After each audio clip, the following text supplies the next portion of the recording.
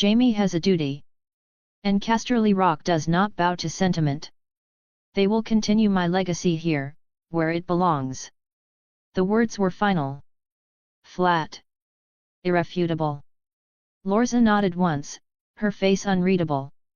Maron tensed beside her but said nothing. Tywin tilted his head. But, he continued, and now there was a hint of something else in his voice, mockery, or maybe something darker, I do believe my newborn son could be a perfect match for Dorne. He let the silence hang there. Let the insult settle. Lorza didn't flinch. But Mairon's jaw tightened visibly. Tywin went on, ever so calm. He's already caused enough scandal by existing. Perhaps he can serve some use. I can train him to be acceptable by Dornish standards. Lorza's eyes sharpened, just slightly. You would have me betroth Elia to your infant son. I would offer the prospect, Tywin said coolly. As a gesture of goodwill. And to ensure that no one forgets Dorne is still beneath the rock. A moment passed. Then Tywin added, as if it were nothing. Of course, I also propose your son, Mors, be sent here as a ward. That made Lorza still. Utterly. He could learn much under my care, Tywin continued. Refinement. Duty. What his place is in this realm. Kevin finally stirred, as if even he thought the suggestion bold. Maron opened his mouth but Lorza raised a hand. Her eyes hadn't left Tywin's. After everything you've said, you'd still take my youngest son, she said, like a blade drawn slow. Bring him into your home. Teach him who he is. Tywin said nothing. He didn't have to. Lorza's voice dropped slightly, silk wrapping around steel. In that moment, she looked like Nymeria reborn. You offer an infant that you yourself call a monster. You suggest my son be raised in the cold shadow of a grieving lion. And you call that alliance?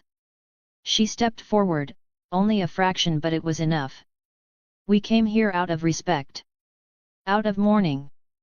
But make no mistake, Lord Tywin, we are not here to beg for your favor. Remember our words. We have them for a reason. She straightened, her composure regal and unyielding. I understand this may be your grief speaking, but if this is how the West repays old friendships, then perhaps we finally understand each other. Tywin's gaze flicked to Maron, then back to Lorza.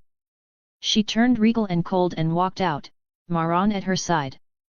Kevin glanced at his brother, unsure of what he'd just witnessed. Tywin stared into the fire, eyes narrowing. He hadn't expected gratitude. He'd meant only to provoke Lorza. But for the first time in years, something shifted beneath his feet. Perhaps, he had overreached. Late 273 AC POV, Jeremy Norwich. The garden terrace was quiet. A warm breeze stirred the lemon trees, their blossoms scattering faint sweetness into the air. The tea steamed gently between them, untouched. Princess Lorza sat with her hands folded in her lap, her posture elegant but brittle like porcelain beginning to show its cracks. Her robes hung looser on her frame than before. The color hadn't faded, but the strength behind it had. Jeremy Norwich sat across from her, still in half armor, having not changed after drills. He said nothing for a while. Just watched her. Then quietly, he asked, "Have you been eating?" Lorza didn't answer with words. She gave a low hum acknowledgement, not assurance. Jeremy sighed and leaned forward slightly. Enough. She was silent again. The breeze picked up, rustling her veil.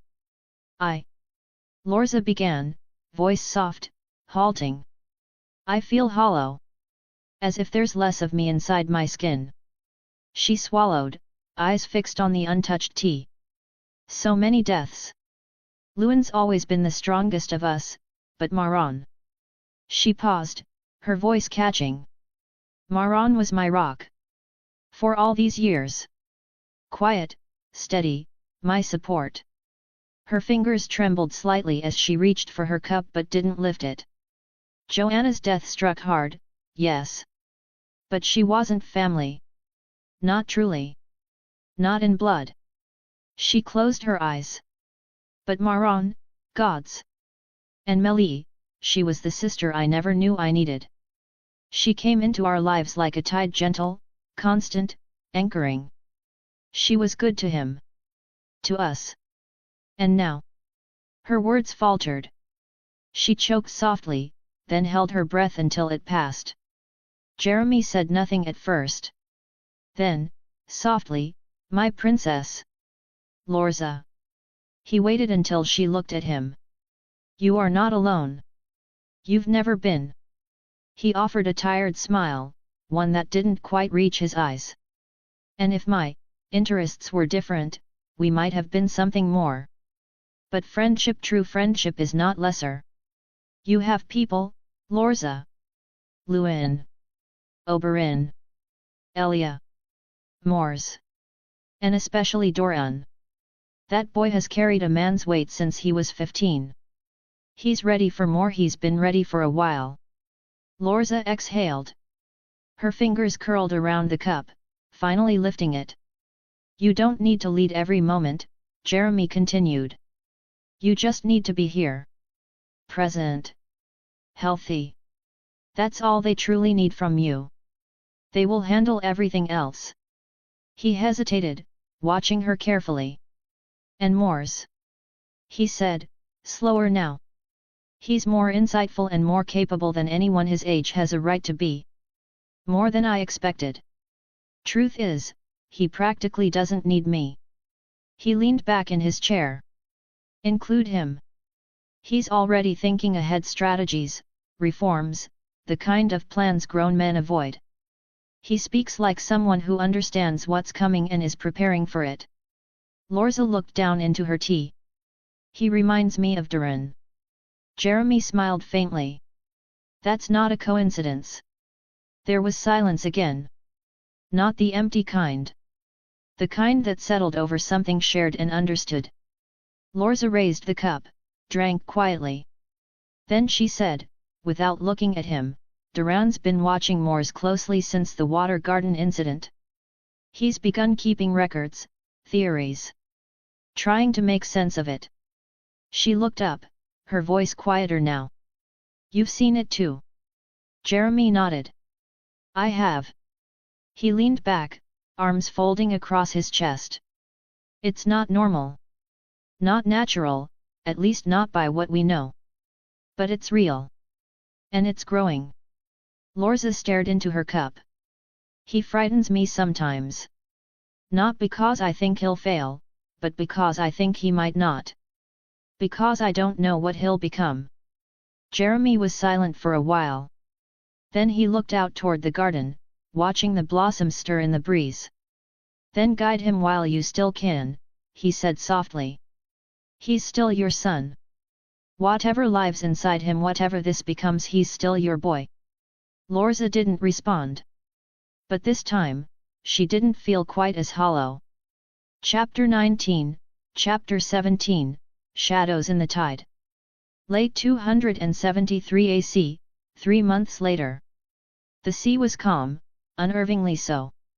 2 black-sailed patrol ships, painted in black, schemed across moonlit waters like whispers made flesh, hulls cutting the waves without sound. Above, no lanterns burned. Only the stars and a sliver of moon cast faint silver across the dark sea. Mors stood at the prow of the lead ship, armored in the tight-fitting assault gear of the spear's flexible, reinforced, designed for stealth and speed. No spear slung across his back tonight. Only a short blade and twin daggers hidden beneath his sash and leg. Every step had to be quiet. Every breath, controlled. Behind him, Oberyn crouched on a coil of rope, checking the edge of his curved dagger. Gods, I love night raids, he whispered. Moonlight, knives, and a chance to scare some bastard slavers half to death. Only half. Manfredi said from his crouch beside the mast. You're going soft. I said half to death, not half alive. There's a difference. Mors ignored the exchange, eyes fixed on the approaching island.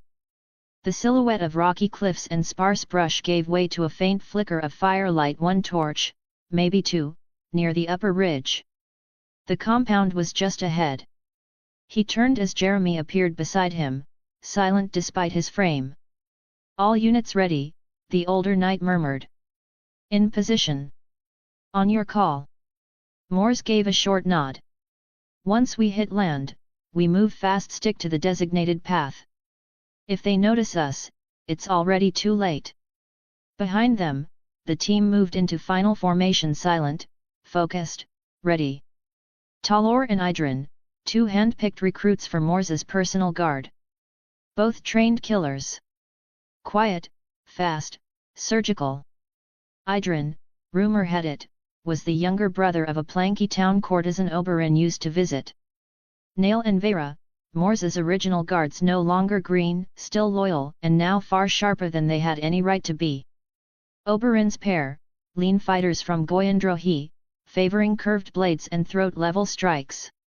Manfra's duo, brothers from Salt Shore, stoic, methodical, and unervingly in sync. And 8 Spears of the Sun, led by Lieutenant Sailor Rym, a scarred veteran with 2 decades under Lewin Martell. Hard, disciplined, ruthless when needed. Sailor was Mors's second-in-command to Knight Lewin's orders. Mors inhaled, long and steady. "Now." He raised 2 fingers. The signal.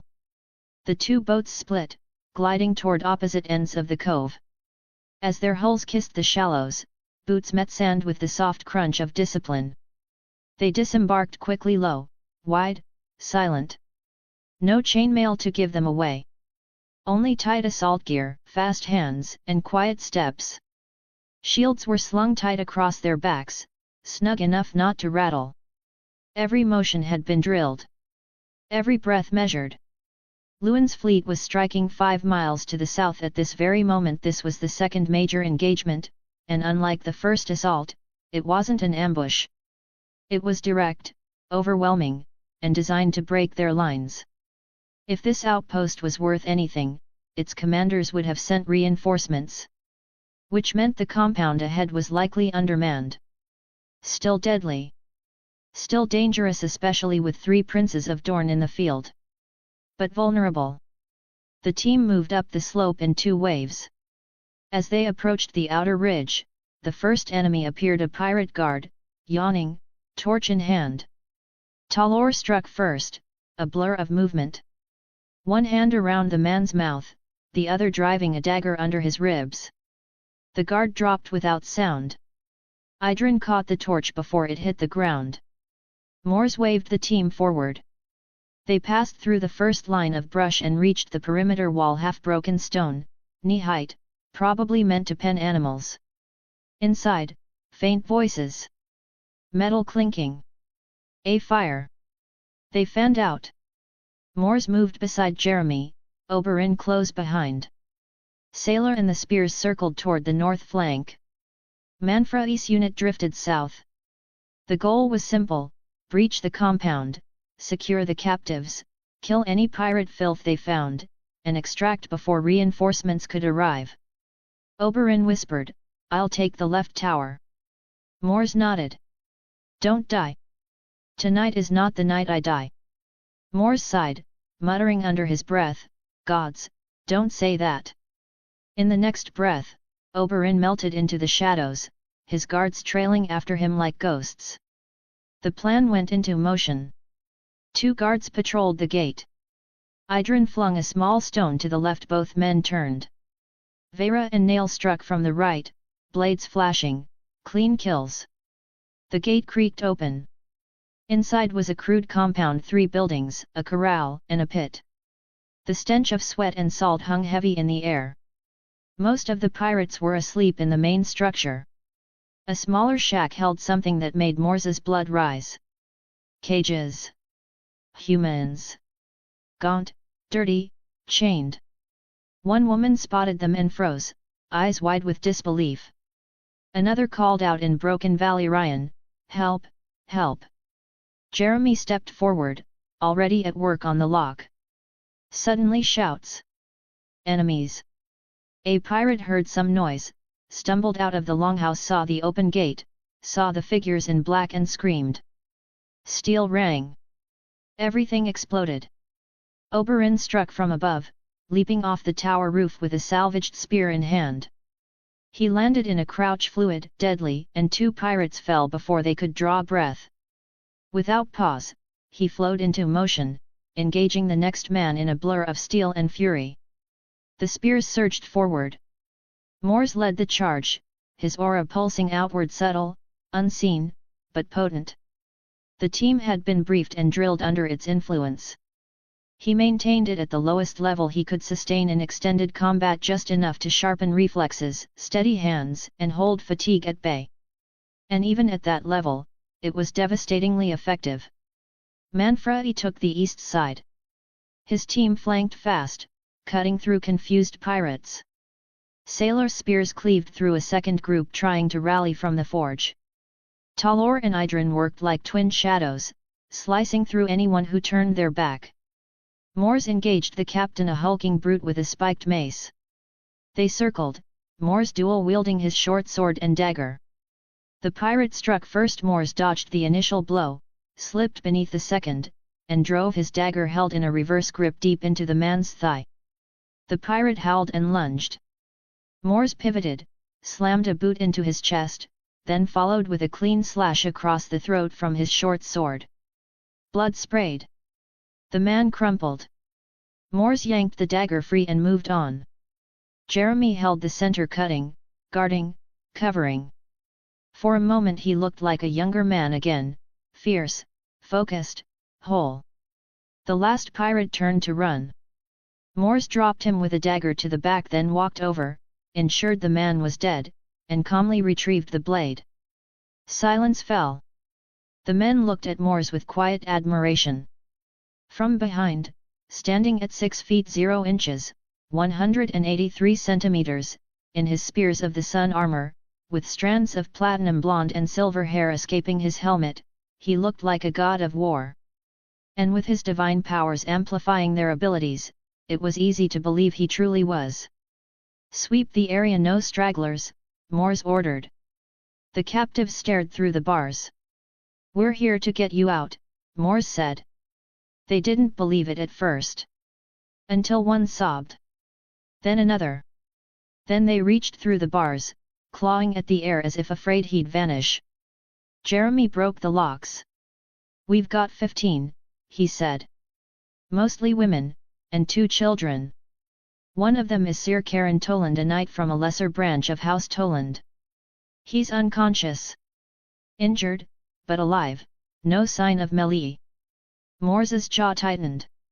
"Anything else?" Manfredi emerged from the side room with a bundle of scrolls. "A ledger.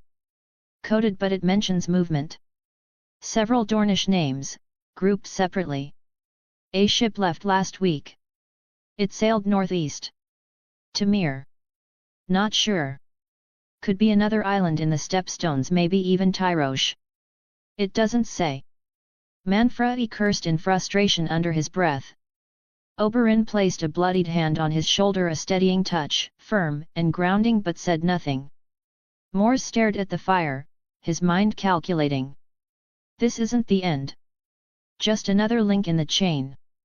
But we need to move fast.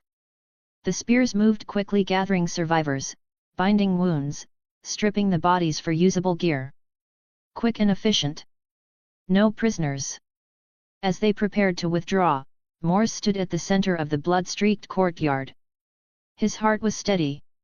His mind clear. "Move out," he said firmly, wiping his blade. "We'll take the long route, no risks with any pirates retreating this way. It's been 3 months since Dorne decided to attack the pirate. The first 2 were spent gathering ships, selecting troops, drawing up campaign plans, and reinforcing merchant vessels to serve as makeshift transports. Dorne is not a naval power, unfortunately. Their entire fleet consisted of 5 Dornish warships, capacity, 50-75 each. 15 patrol boats, capacity, 10-15 each. 20 merchant ships, capacity, 100-160 each. That was it. Not much of a fleet, but it had sufficed so far. 5 merchant ships were seized and refitted as dedicated transport vessels for military use, while the rest had to remain in service for trade to keep Dorne's economy functional. The additional 5 royal warships sent from King's Landing, though technically a token gesture, proved useful. Each carried 75 100 men and deployed 25 Royal Marines apiece, enough to reinforce key missions. Their presence helped, though some friction arose between the Dornish ranks and the Crown's men. 1 warship and 5 patrol boats remained in Dorne to defend the coast. The 2 patrol boats repurposed for Mors's infiltration tonight came from this detachment. In total, over 1,800 troops including the Spears of the Sun have been deployed across the stepstones. Another 1,200 hold garrison positions at key defensive points in Dorne, ready to rotate into the front. Mors Martell had been appointed overall commander and admiral of the campaign. 9 of his lieutenants were assigned to lead larger detachments, with the Spears of the Sun serving as elite strike units under their command. 1 such unit was designated for infiltration operations, placed under the leadership of Mors. Oberyn had initially been considered for the role, but he himself admitted he lacked the temperament. Manfredi was ruled out as well, too emotionally compromised by recent losses. So the honor and the burden fell to Mors. And with him, Lieutenant Sailor Rym, the Spear's most seasoned veteran, was named CO lead and advisor. A month ago, Dorne launched a devastating surprise assault that wiped out nearly a quarter of the pirates stationed in the region. The strike was a tactical success, but it shattered the balance of power in the stepstones. Since then, the region has become a powder keg.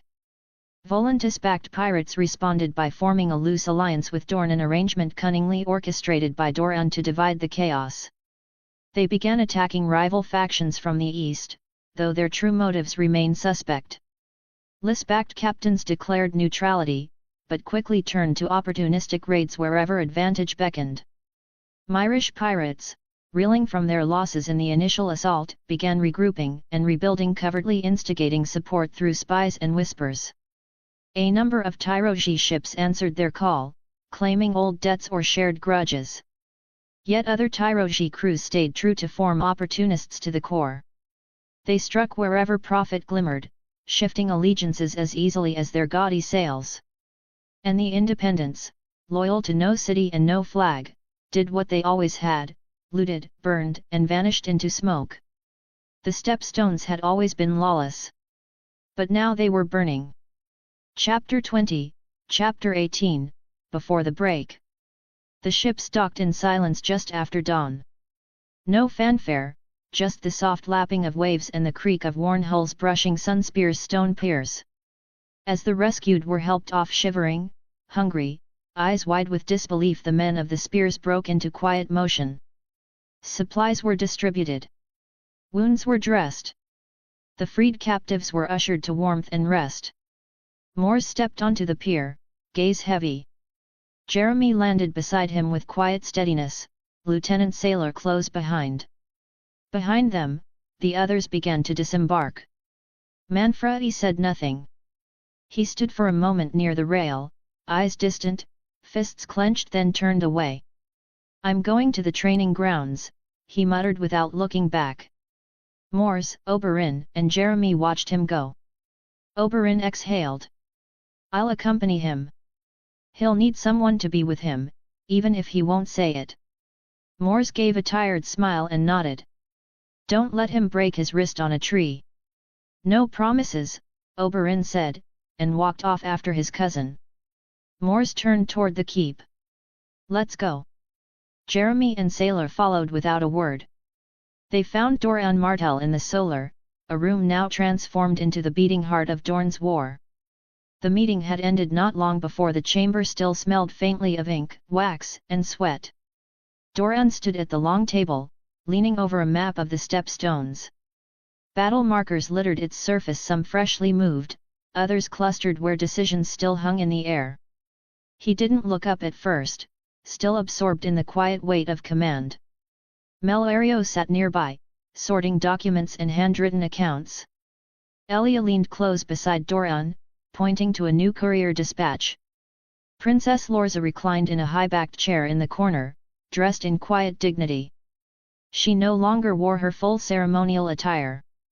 Her posture was regal, but her eyes gave her away dark, tired, watching the door even as she gave counsel. And behind them all stood Hota, silent as ever, a mountain of stillness with a poleaxe at his side. When Mors entered, the room changed. Faces lifted. The tension in the air shifted ever so slightly. The firelight danced differently against the brass fittings of the table. But when they realized Oberyn and Manfredi weren't with him, a ripple of concern passed through the room. Mors gave a soft sigh. The mission was a success. The captives are safe. But Melie wasn't there. Lorza closed her eyes. Manfredi took it hard, Mors continued. He went to train. Or hit something. Oberyn followed him. The room fell still. No one spoke. After 3 months, the hope of finding Melie alive had thinned to a thread. The best-case scenario, the one none of them dared voice, was that she had died quickly. Without pain. Without suffering. Doran pressed his fingers together, gaze distant but sharp. "Thank you," he said quietly. Mors stepped forward and gestured to Sailor. "We found 15 captives, mostly small folk, including Sir Karen Toland, recently gone missing during a skirmish. There was no sign of Melie, but..." He reached into his pouch and pulled out the leather-bound ledger. He placed it on the table. "We found this. It's coded, but we managed to trace a few names. Dornish prisoners were moved shipped northeast. Maybe to Tyrosh, or another island. The handwriting is clean, educated. The transfers weren't random. They were methodical. Coordinated. Maybe even part of a network." Sailor added, "The compound was lightly guarded. We timed the strike with Lord Lewin's assault to pull their strength away. It worked perfectly." Doran opened the ledger slowly, flipping through the brittle pages, his brow furrowed. Jeremy spoke next. "This was just one link in the chain. Whoever's moving these captives is doing so with support. Gold. Ships. Possibly nobles." Lorza finally spoke, her voice like parchment catching flame. "And they might still have her." No one corrected her. No one disagreed. Doran closed the ledger gently. His gaze lifted to the young warrior who had now led 3 successful infiltrations. To Mors. He would have much preferred someone else carry this burden. But the truth was clear: Mors's role in the future of Dorne would be immense. That path was already forming beneath his feet.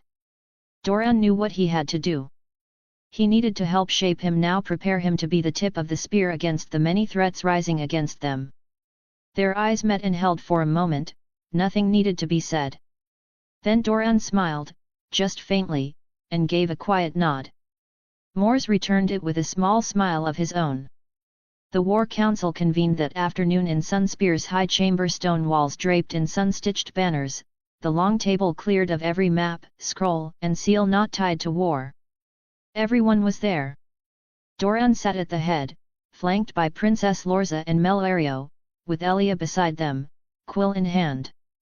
Hota stood behind, a still shadow at her back. Jeremy Norwich remained near the rear doors, keeping watch while listening in.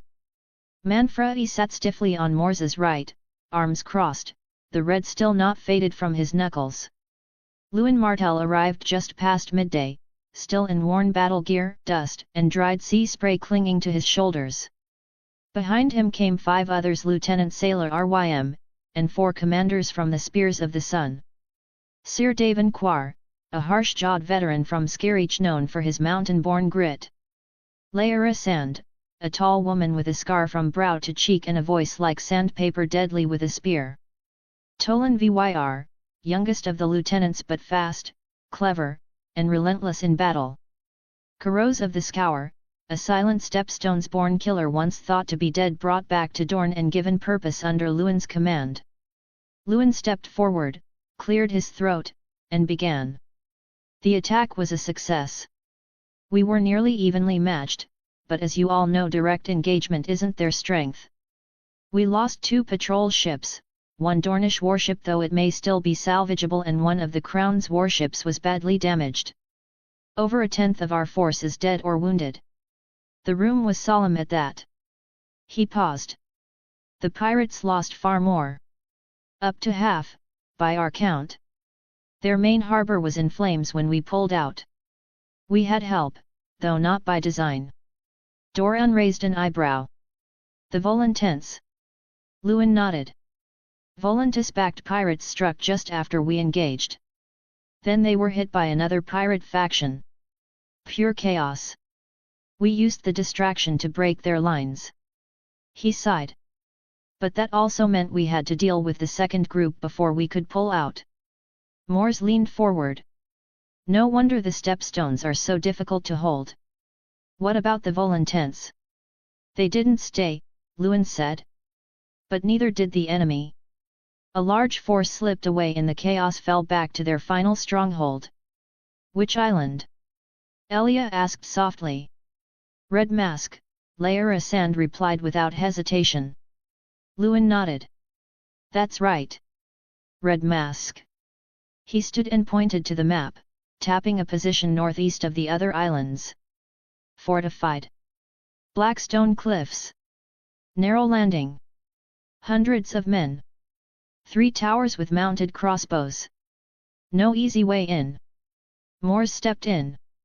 Northeast of the island we infiltrated last night. He looked around the room.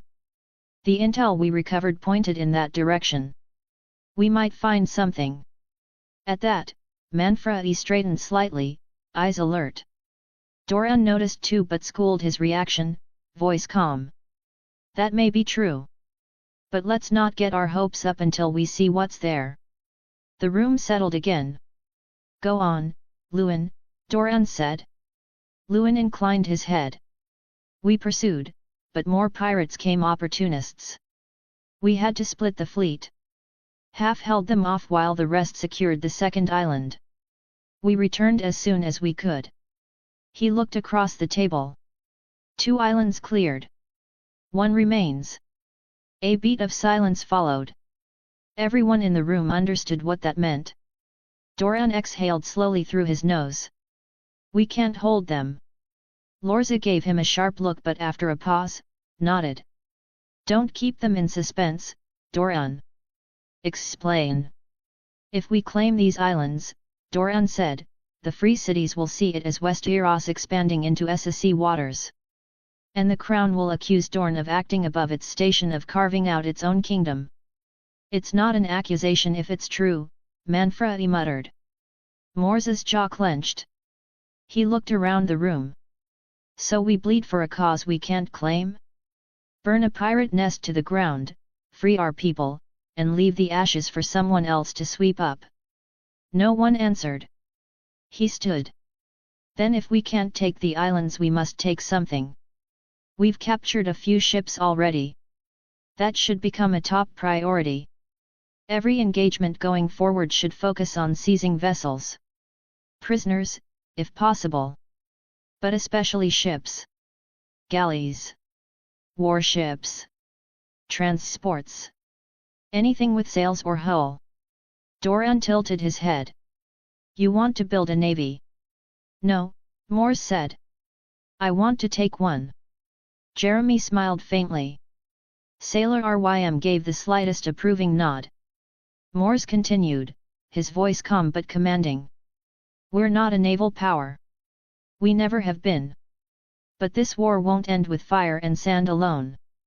We need to control the sea, or at least stop others from using it against us. Lewin glanced at Doran. He's right. Then we build the plan, Doran said quietly. He looked to the map, then to Lewin and his lieutenants. Red Mask is next. But this time, we take more than prisoners. We take ships. And we leave nothing that sails behind. Lewin hesitated just for a breath. Doran noticed. Lewin, he prompted, voice low. Lewin looked across the room, then to Mors, standing beside him, tall, strong, steady, Princely. He seemed to weigh something unspoken, and then gave a small nod. We'll need Mors to lead the vanguard this time. The room stilled. Lorza rose in an instant, her voice sharp and full of fire. Absolutely not. She stepped forward like a lioness guarding her cub. Luin, what is wrong with you? Elia jolted to her feet. Melario's face tightened with worry. Even Jeremy's brow furrowed, a rare frown etched into his normally composed features. Doran seemed momentarily caught off guard by the request. He didn't speak, but he didn't shut it down either. Instead, he watched Mors, and then Luin, eyes narrowing in thought as the room began to erupt into overlapping objections. Mors said nothing for now. He had seen Doran's expression, focused, thoughtful. Not dismissing. Considering. Please, Doran said at last, raising his hand. His voice cut through the noise. Enough. The room quieted. This is a serious suggestion and I understand why Luin is making it. He turned to the older knight. Everyone here knows that, for all his rough edges, Luin genuinely cares for us. He wouldn't put one of us in danger unless he truly believed there was no better option. Right, Luin? Luin nodded. That's right, Doran. I would never risk any of you lightly. But Mors might be the most resilient fighter among us. And more than that. He looked around the chamber. Anyone within his range fights harder, faster, longer. We've all seen it. We need the vanguard to break through and end this quickly. If Mors leads it, we minimize casualties. We finish this war. Mors stepped forward, fist to chest in a firm military salute. Mors is ready to take this task. But I'll only move with men I trust, my squad and the spears. I don't want word of my abilities spreading more than necessary. Doran's expression turned grave. He glanced briefly at Lorza, who was absolutely not sulking, but clearly not pleased, then gave a slow nod. Then you will lead the vanguard, Mors. May the gods be with you. And just like that, Mors stepped into the light, not just as a prince of Dorne, or the leader of a Shadowborn strike team, but as its spearpoint. Chapter 21, Chapter 19, The Vanguard. Early 274 AC. Red Mask Bay. Early morning, the final assault. The sea roared around them, stripped of its usual calm and consumed by fire, smoke, and steel. Mors stood at the helm of a royal warship, wind tugging at the loose strands of silver blonde hair beneath his helm, while the red and gold tassels of his helmet seemed to move with a mind of his own. He wore his full assault gear, crimson and gold gleaming beneath the rising sun. To his left, Oberyn knelt, checking the tension of his bowstring. Behind, Manfredi tightened the grip on his short blade, jaw clenched, eyes fierce. The deck swayed beneath them, not from waves but from the shudder of distant impact. Warships clashed to the west and south, sails torn, hulls cracked, cannons and catapults loosing fury into the burning sky. This was war. All 60 men of the vanguard team stood ready behind Mors. The infiltration unit had reassembled Talor and Idrin, blades bare and hungry, Nail and Vera, steady at the front rank, Oberyn's and Manfredi's men, flanking close in formation. And 40 spears of the sun, handpicked by Luin himself, arrayed behind them like a living blade drawn for the strike, Sailor Rym Kami at their front. Red Mask rose from the sea like a black wound, jagged cliffs, narrow beach, and 3 stone towers lined with mounted crossbows. Pirate ships clogged the harbour, anchored in a defensive arc. Some had already begun firing. Brace! Jeremy barked from the helm. An enemy arrow thudded into the mast. Across the water, ballistas cranked into position. On 2 of the larger Dornish vessels, special mounts locked into place, heavy iron balls joined by thick chains sat on modified sleds. Crews shouted, pulled back the winches, and lit the signal flares. Fire, came the call.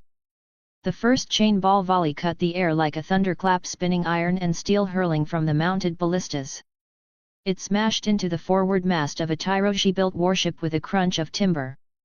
The chain wrapped the mast and yanked it sideways.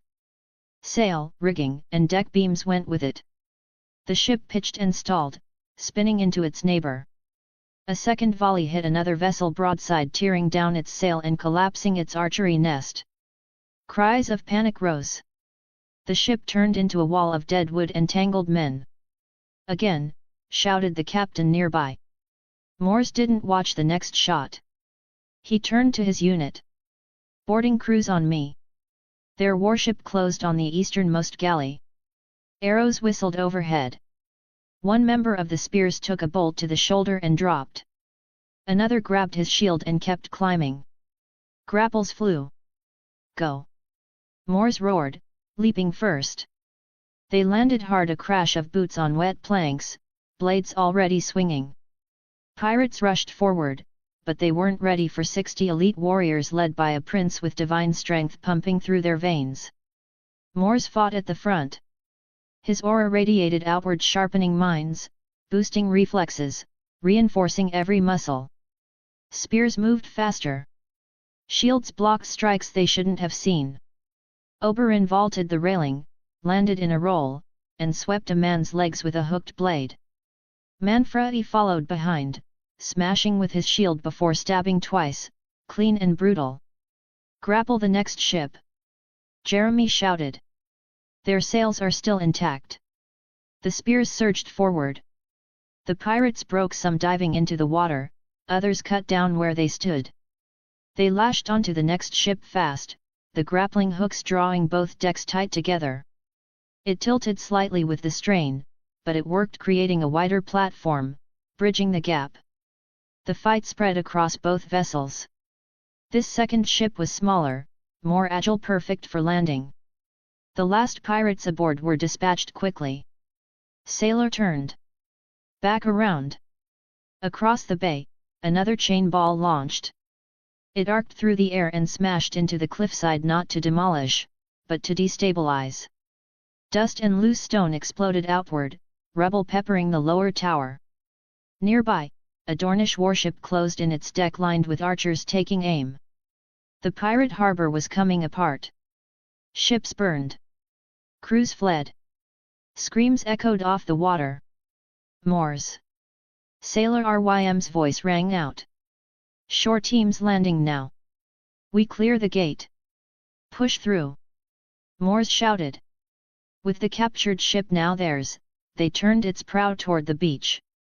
Archers fired in volleys from their deck as chain balls smashed more masts and hulls behind them, cutting off any pursuit. Fires raged across the harbor. The chaos behind them sealed their path. And Red Mask's beach was next. Red Mask shore. Moments later. The beach was narrow, a black strip of stone and packed sand hemmed in by cliffs, and every inch of it was in range of the towers above. But the spears didn't wait. 3 longboats hit the shore in unison, keels grinding hard as boots splashed into shallow surf. Spears of the sun disembarked in waves, shields up, eyes forward. Mors was at the front, dripping seawater, short blade in hand, Solaris strapped tight across his back. Form up! Sailor Rym shouted. Tower fire in 10 move. Bolts rained down from the cliffs. Heavy crossbows mounted on the towers punched through sand and stone with terrifying force. One man lost a leg. Another dropped without a sound. Mors didn't flinch. He pointed forward and surged into a sprint, aura pulsing wide. Go now! His projected aura wrapped the first 20 soldiers behind him, sharpening their instincts, dulling the fear rising in their throats. They moved faster. Hit harder. Thought clearer. Manfredi smashed through the first wooden barrier at the base of the cliff. Oberyn hurled a spear upward, hitting a watchman mid-turn. He didn't scream, just fell. The second wave hit the beach, Jeremy, Sailor, and 20 more spears. Arrows sliced the air overhead. Shields locked. Spears punched back. A fire arrow hit a cart near the rocks. It exploded in a burst of oil and flame, throwing sand into the air. Climb line north wall! Sailor bellowed. 2 squads broke left, racing toward the rope ladders already fired by ballista bolts into the cliffside hours earlier. The ropes had held. Barely. Mors turned to his team. With me. We break their gate. He didn't wait. Charging through the lower path, he slammed shoulder first into a reinforced door built into the cliff's base. It cracked. 2 spears ran forward with a makeshift ram. A stripped mast turned battering pole and smashed it again. A third hit splintered the wood. Then it gave. Pirates waited behind it screaming, weapons raised, axes, swords, and spears ready to strike. Then came the flash.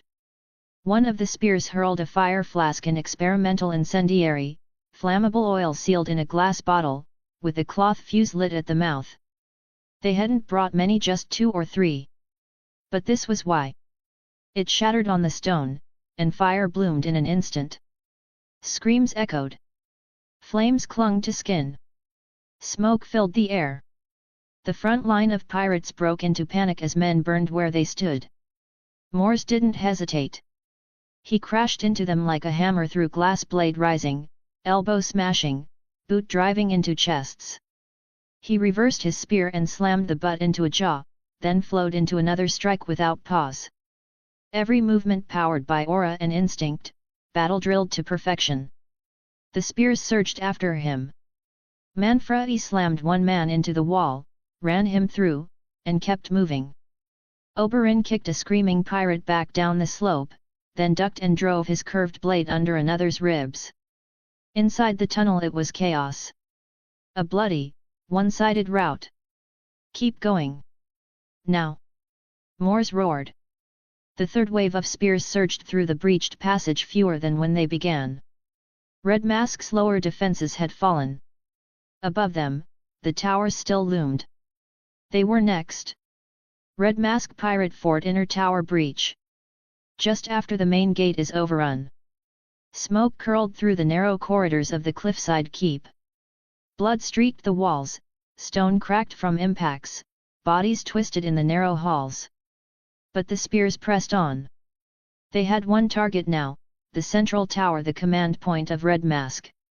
Push! Mors shouted, voice raw. Form up, we breach now. They reached the interior stairwell, spiraling, tight, steep. Manfredi took point, clearing the first 2 levels with brutal efficiency. Talor and Idrin moved like shadows. Nail and Vera held the rear. Every footstep thudded with purpose. From the top, the clang of metal and the thrum of crossbows rang out. They were waiting. Mors didn't care. He turned to Sailor and Jeremy. You with me? The old lieutenant grinned, blood trickling from his lip. To the end. Jeremy nodded. Right behind you. Nail and Vera exchanged a look, sighed, and followed without a word. They burst through the final door into chaos. The top of the tower was a circular platform, open to the wind and sky, flanked by 2 mounted ballistas and a dozen armored defenders. Arrows hissed across the space. Spears clashed. 2 men fell instantly. Mors charged straight for the left ballista team. His aura flared, a tight wave of force. Every man near him felt the surge. Their limbs moved faster. Their minds sharpened. Steel rang. Oberyn vaulted over the battlements, taking a pirate down mid-spin. Manfredi engaged a twin-axe brute near the second ballista. Kuros flanked from the far side. Mors reached the base of the left ballista, blade raised. And the floor gave way. A trapdoor collapsed beneath his boots. He dropped 3 feet, catching himself mid-fall, but the movement threw off his timing. He looked up just in time to see it. The ballista turned. Point blank. Aimed at his chest. Too close. No time to dodge. But something hit him first. Sailor. The lieutenant slammed into him from the side, a blur of armor and instinct, and shoved Mors just out of the line. Crack. The bolt slammed through Sailor's chest, lifting him off the ground and impaling him against the inner wall. The force split wood and stone. Blood sprayed. Mors hit the floor hard, skidding across stone. The edge of the bolt sliced through his armor, grazing his ribs deep enough to draw blood, not deep enough to kill. On anyone else, it would have shattered bone. The world slowed. A high-pitched ringing filled his ears. For a breath, everything felt unreal, tilted, distant. Nail and Vera closed ranks around him, blades drawn, eyes scanning. Jeremy was already moving, shoving past wreckage and bodies to reach him. Mors scrambled upright, breath ragged, eyes wide. "Sailor!" The old knight was pinned like a banner, still breathing but barely.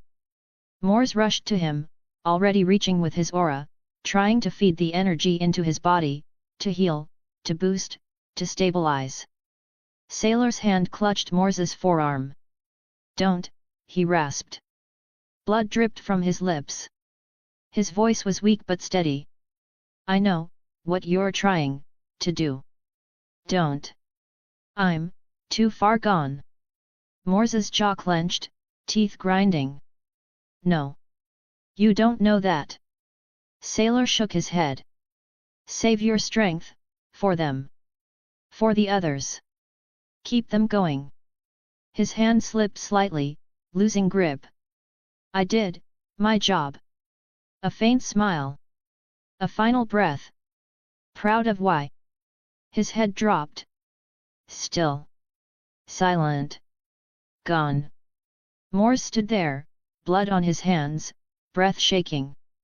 Then he closed Sailor's eyes, stood straight, and turned back toward the battle, expression hard, focused, unreadable.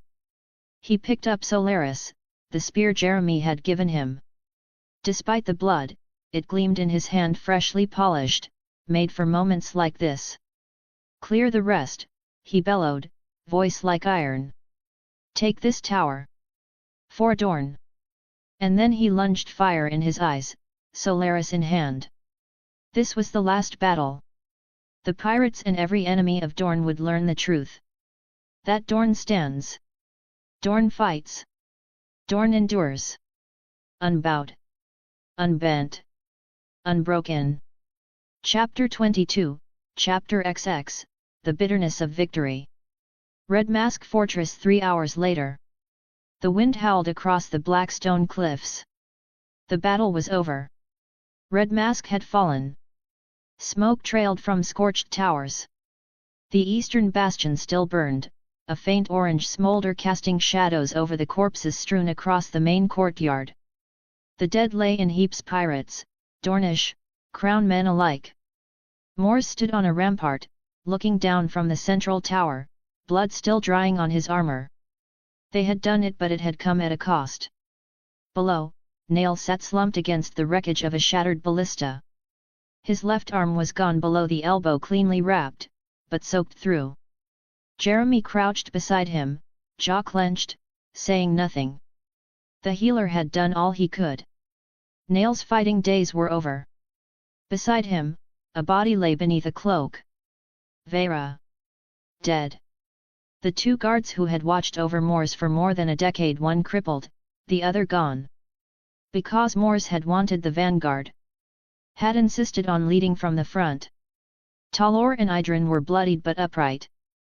Manfredi limped, supported by a somber Oberyn, his thigh gashed deep, still bleeding through the wrap. Talor's shoulder plate was split and dented, but he'd live. They all would. 2 spears from Lyra's detachment hadn't made it.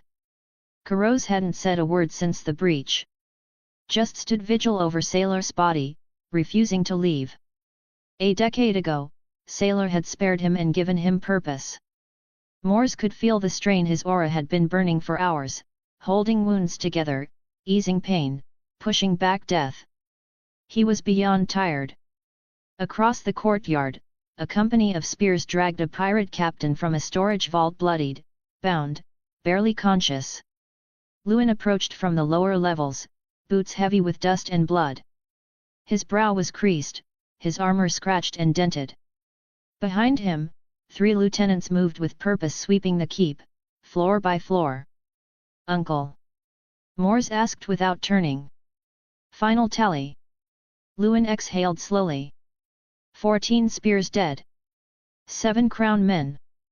24 more too wounded to fight again this campaign. Mors gave a single nod, his jaw tight, eyes forward. Lewin continued, voice low. The keep is ours. They're still combing the lower catacombs.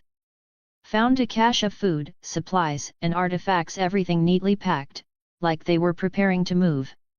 There's a barred chamber too. Might be captives inside. They're working to get it open now. Several heads turned at that. Even the wounded seemed to stir. Let me know when they do, Mors said, tiredly but firmly. Lewin's eyes drifted to Sailor Spotty, now wrapped in a red and gold cloak, laid with care. His expression was hard to read. He died like he lived. Straight. Unflinching. Loyal to the end. He was a good friend. Mors didn't answer right away. When he did, his voice was low but steady. I was reckless, he saved me. Without hesitation. Lewin stepped closer, resting a hand on Mors's shoulder. And because he did, the vanguard held. The fortress fell. Dorne has one less monster's nest to worry about. Mors finally turned to face him, unreadable. And fewer men to protect it. A gust of sea wind swept through the shattered tower. It rustled the banner that had been hung above the ramparts, the spear and Sun of Dorne now flying over black stone. It fluttered above the ruins of Red Mask. Victory was theirs. But it was paid in blood. Red Mask Fortress Lower Keep, Interrogation Hall. The torches lining the hall flickered as Lewin, Mors, Oberyn, and Jeremy made their way toward the heavy wooden door at the end of the corridor. The air was damp with salt and sweat, and the scent of blood lingered in the stones. Manfredi remained behind, his thigh injury being tended by the maesters. They were halfway down when the sound stopped them cold. A rasping, guttural laugh echoed from the other side, pained and wet, half choked by whatever wounds the pirate had already received. Still, it pushed through, feral and mocking. Ha, ha ha, I remember her. The pirate captain wheezed between coughs and spitting blood. Didn't have a good time, no she didn't, our special treatment broke her in two. Couldn't even finish patchin' up my whole crew 'fore she crumbled dead, like the noble bitch she was. A violent, strained cough, then more laughter. Might be a piece o' her still floatin' round the reef. Or in some shark's belly, ha ha ha. Crack. A muffled impact followed by a grunt of pain cut the laughter short. Inside, the interrogation resumed. Mors stopped in place, breath caught in his throat. His eyes widened, the blood draining from his face. That couldn't be real. That couldn't be her. Behind him, Oberyn froze mid-step. For a heartbeat, nothing, then his entire body tensed like a bowstring, trembling with rage. No, he breathed. And then he ran. Oberyn! Lewin called out, but it was too late. The younger prince stormed down the hall, boots slamming against the stone, murder in every step. Lewin exhaled slowly, his broad shoulders heavy with sorrow. He closed his eyes for a long second before following at a walk, each step solemn. Jeremy stood still, jaw clenched, his face unreadable. Only his eyes betrayed the weight of the words they'd just heard, eyes that had seen war, loss, betrayal. He turned to Mors. Come along, my prince, Jeremy murmured, the words thick with regret. We need to verify this, whether we want to or not. Mors didn't respond. He stared at the door ahead, his fists clenched so tightly his knuckles blanched, his chest rising and falling in shallow, uneven breaths. That voice. That laugh. The image it conjured burned into his mind like a brand. If that bastard is lying, I'll tear the truth from what's left of him. And if he's not... Another scream rang out behind the door. This time, it wasn't the pirates. It was Oberyn. Not in pain. In fury. Sun's Pair. One day later. The gates of Sun's Pair opened to roaring cheers. Sunlight poured over the sandstone walls, casting golden halos on the returning column. Banners flapped in the breeze, red and gold, the sun and spear raised high. Spears of the sun rode tall, bloodied but proud. Crown men marched behind, exhausted yet smiling. The war was over. Victory was theirs. And the city welcomed them with open arms. Children ran along the edges of the procession. Merchants tossed coins and citrus into the streets. Dancers moved barefoot atop warm flagstones, and pipers played the old Dornish hymns of triumph and vengeance. But not all celebrated. At the head of the column, Mors rode in silence, offering the occasional nod to those who called his name but nothing more. Oberyn rode beside him, face set like carved stone. His usual fire was muted, coiled, unreadable. Still, he managed a few half-hearted waves, more out of habit than spirit. Luwin's helm hung from his saddlehorn, eyes forward, features drawn. Jeremy rode just behind them, his armor polished but his expression dark. Manfredi followed in a covered cart, his thigh bound tight, body upright but soul withdrawn. He did not wave. He did not speak. The boy who had laughed with Oberyn beneath the water gardens was gone. Talor and Idren flanked them on foot, weapons at their sides, scanning the crowd with silent vigilance. The rest of the Martell guard moved in formation behind them, shields polished, spears raised in triumph. The princes of Dorne did not interrupt the celebration. But they did not join it either. Sunspear Throne Hall. The court of Sunspear stood in full regalia. Prince Doran, the acting regent, sat upon the raised throne, formal and still, the weight of rulership heavy on his shoulders. To his right stood Princess Lorza, her face lined with age and worry, her eyes tired yet proud, fixed intently on her son. To his left, Melario of Norvos watched with quiet focus. The trumpets sounded. The hall doors opened. Luwin stepped in first, head held high. Mors and Oberyn walked beside him, their steps measured and steady. Jeremy and a limping Manfredi followed close behind, their pace slower, the air around them solemn.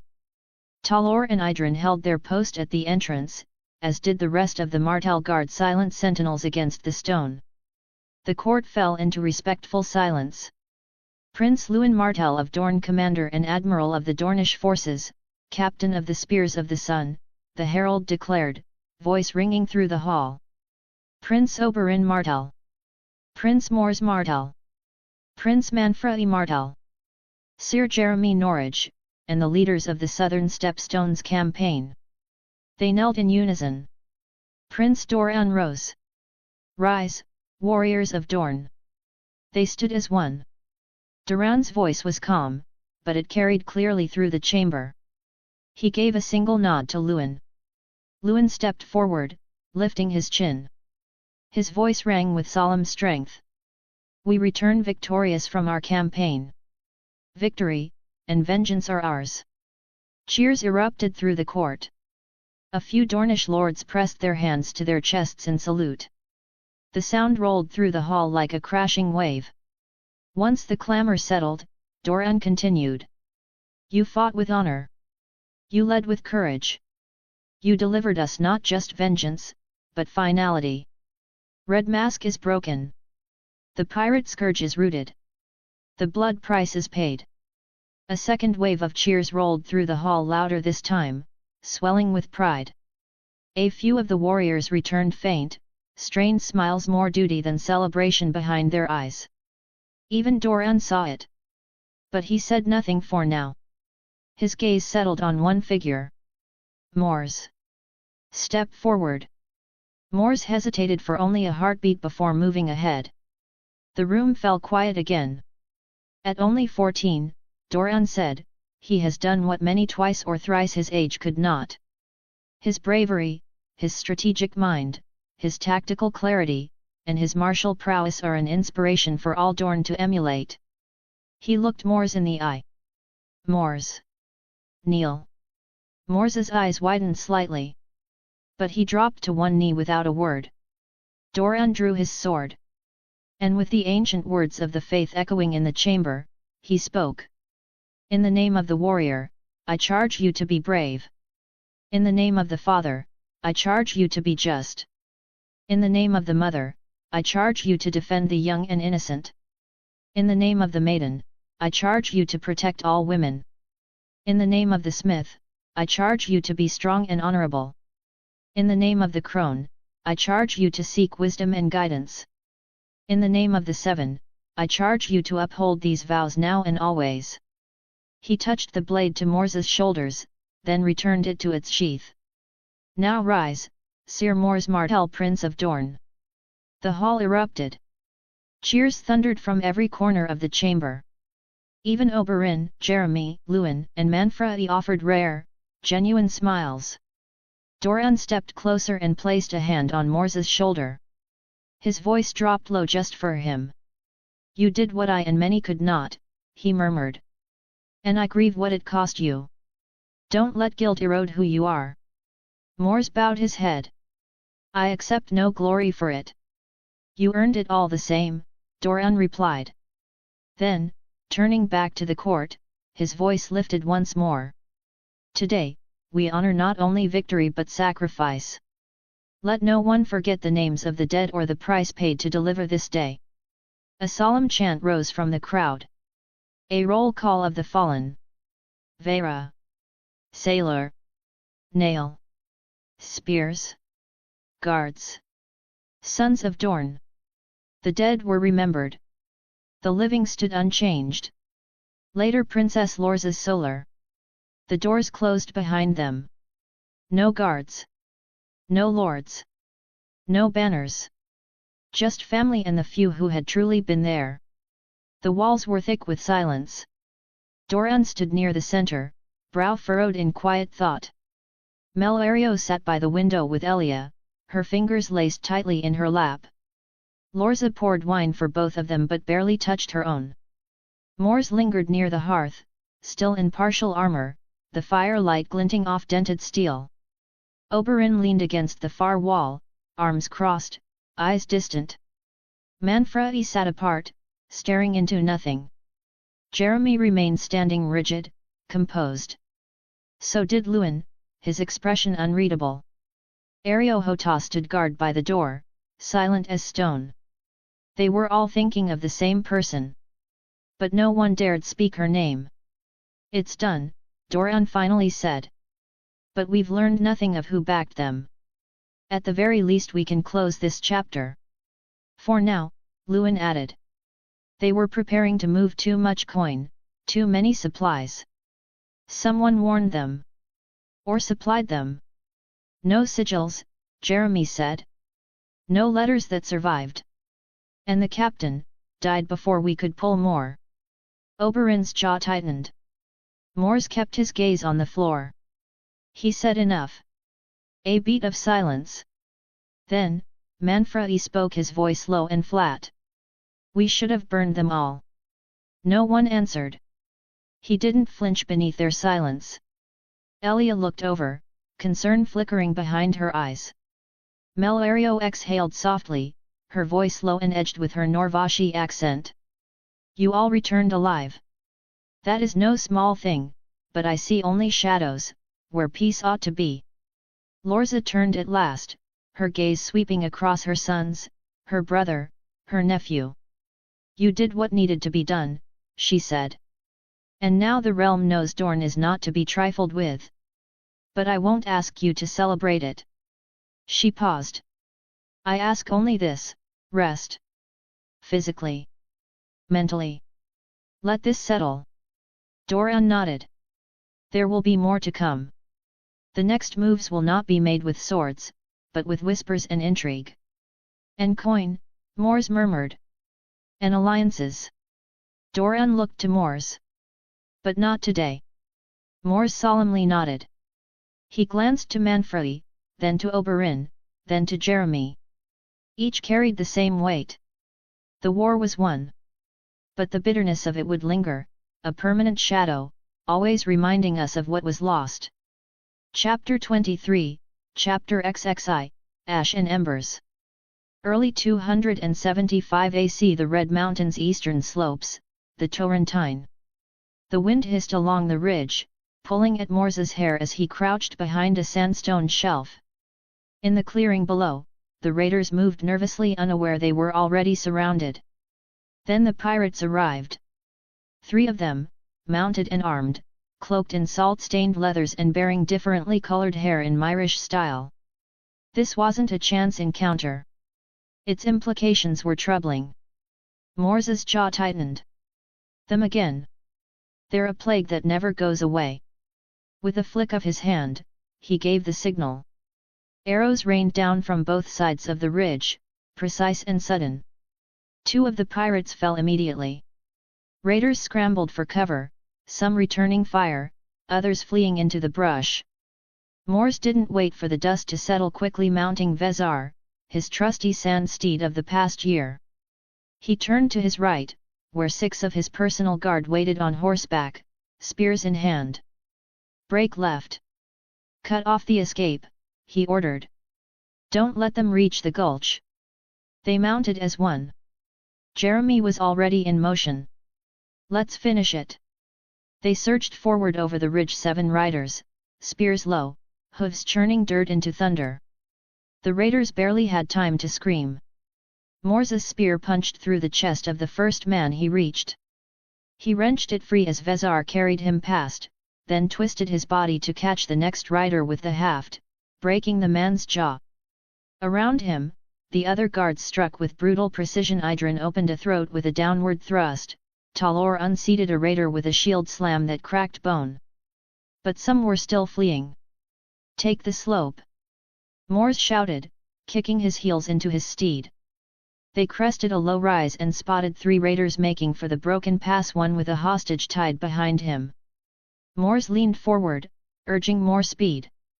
They twisted into scrubland, sharp turns, loose stone, low-hanging branches lashing their faces. One of the pursuers fell back after his horse lost footing on loose gravel. Mors didn't slow. The raider with the hostage glanced back and made a fatal mistake. His horse faltered slightly, enough for Mors to close the gap. With a burst of speed, Mors came up alongside and drove his spear up and into the man's back. The raider arched once, then crumpled from the saddle. The girl, barely 10, screamed, falling with him. Mors jumped from his saddle before Vezar had even stopped, catching her as she tumbled. She was bruised, dazed, but alive. He set her gently on the ground, brushing a branch from her hair. "You're safe now," he said, softer than before. By midday, it was over.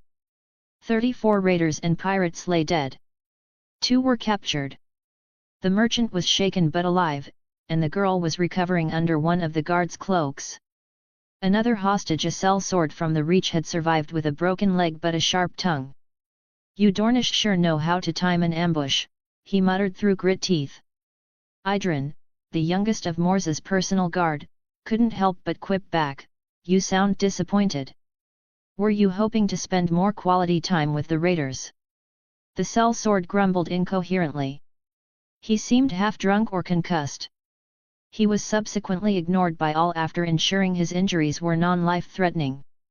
Sir Davenquar, one of Mors's lieutenants, was kneeling beside the captured pirate leader. Blood trickled down the pirate's temple. "He says the stepstones are finished," the lieutenant reported. "Tyrosh pulled support after our campaign. The survivors have scattered." "Then why are they still here?" Mors asked, voice flat. The pirate gave a broken smile. "No, not they. Only we remain now. The rogues of Mir, we still carry the grudge, yes. A plague we will be, the sickness," he coughed, blood flecking his lips, "the sickness we will give." Then, with a guttural snarl, he bit off his own tongue. Everyone froze, horrified. The lieutenant rushed forward, trying to stabilize him and extract more answers, but there was no hope. "What grudge?" Jeremy asked, stepping forward. Was he talking about the war? "They started it." "This is worse than I thought," Mors said lightly, then fell silent in thought. After a beat, he added, "More is at play here. A regular pirate would not have killed himself so readily. Jeremy's expression shifted, a grim clarity dawning. Davin, soaked in the pirate's blood from the failed attempt, standing beside him, gave a solemn nod. It seems this is not over. Mors knelt beside the corpse, searching for identifying items, marks, tokens, papers, anything. He rose slowly, eyes narrowed. He turned and began to walk away. Strip him. Look for anything important. He paused. And feed him to the cliffs. They escorted the rescued captives to a town along the Torrentine, near Blackmont, riding slow, careful through the passes. Mors gave his cloak to the girl, who still hadn't spoken. The merchant offered coin, Mors refused it.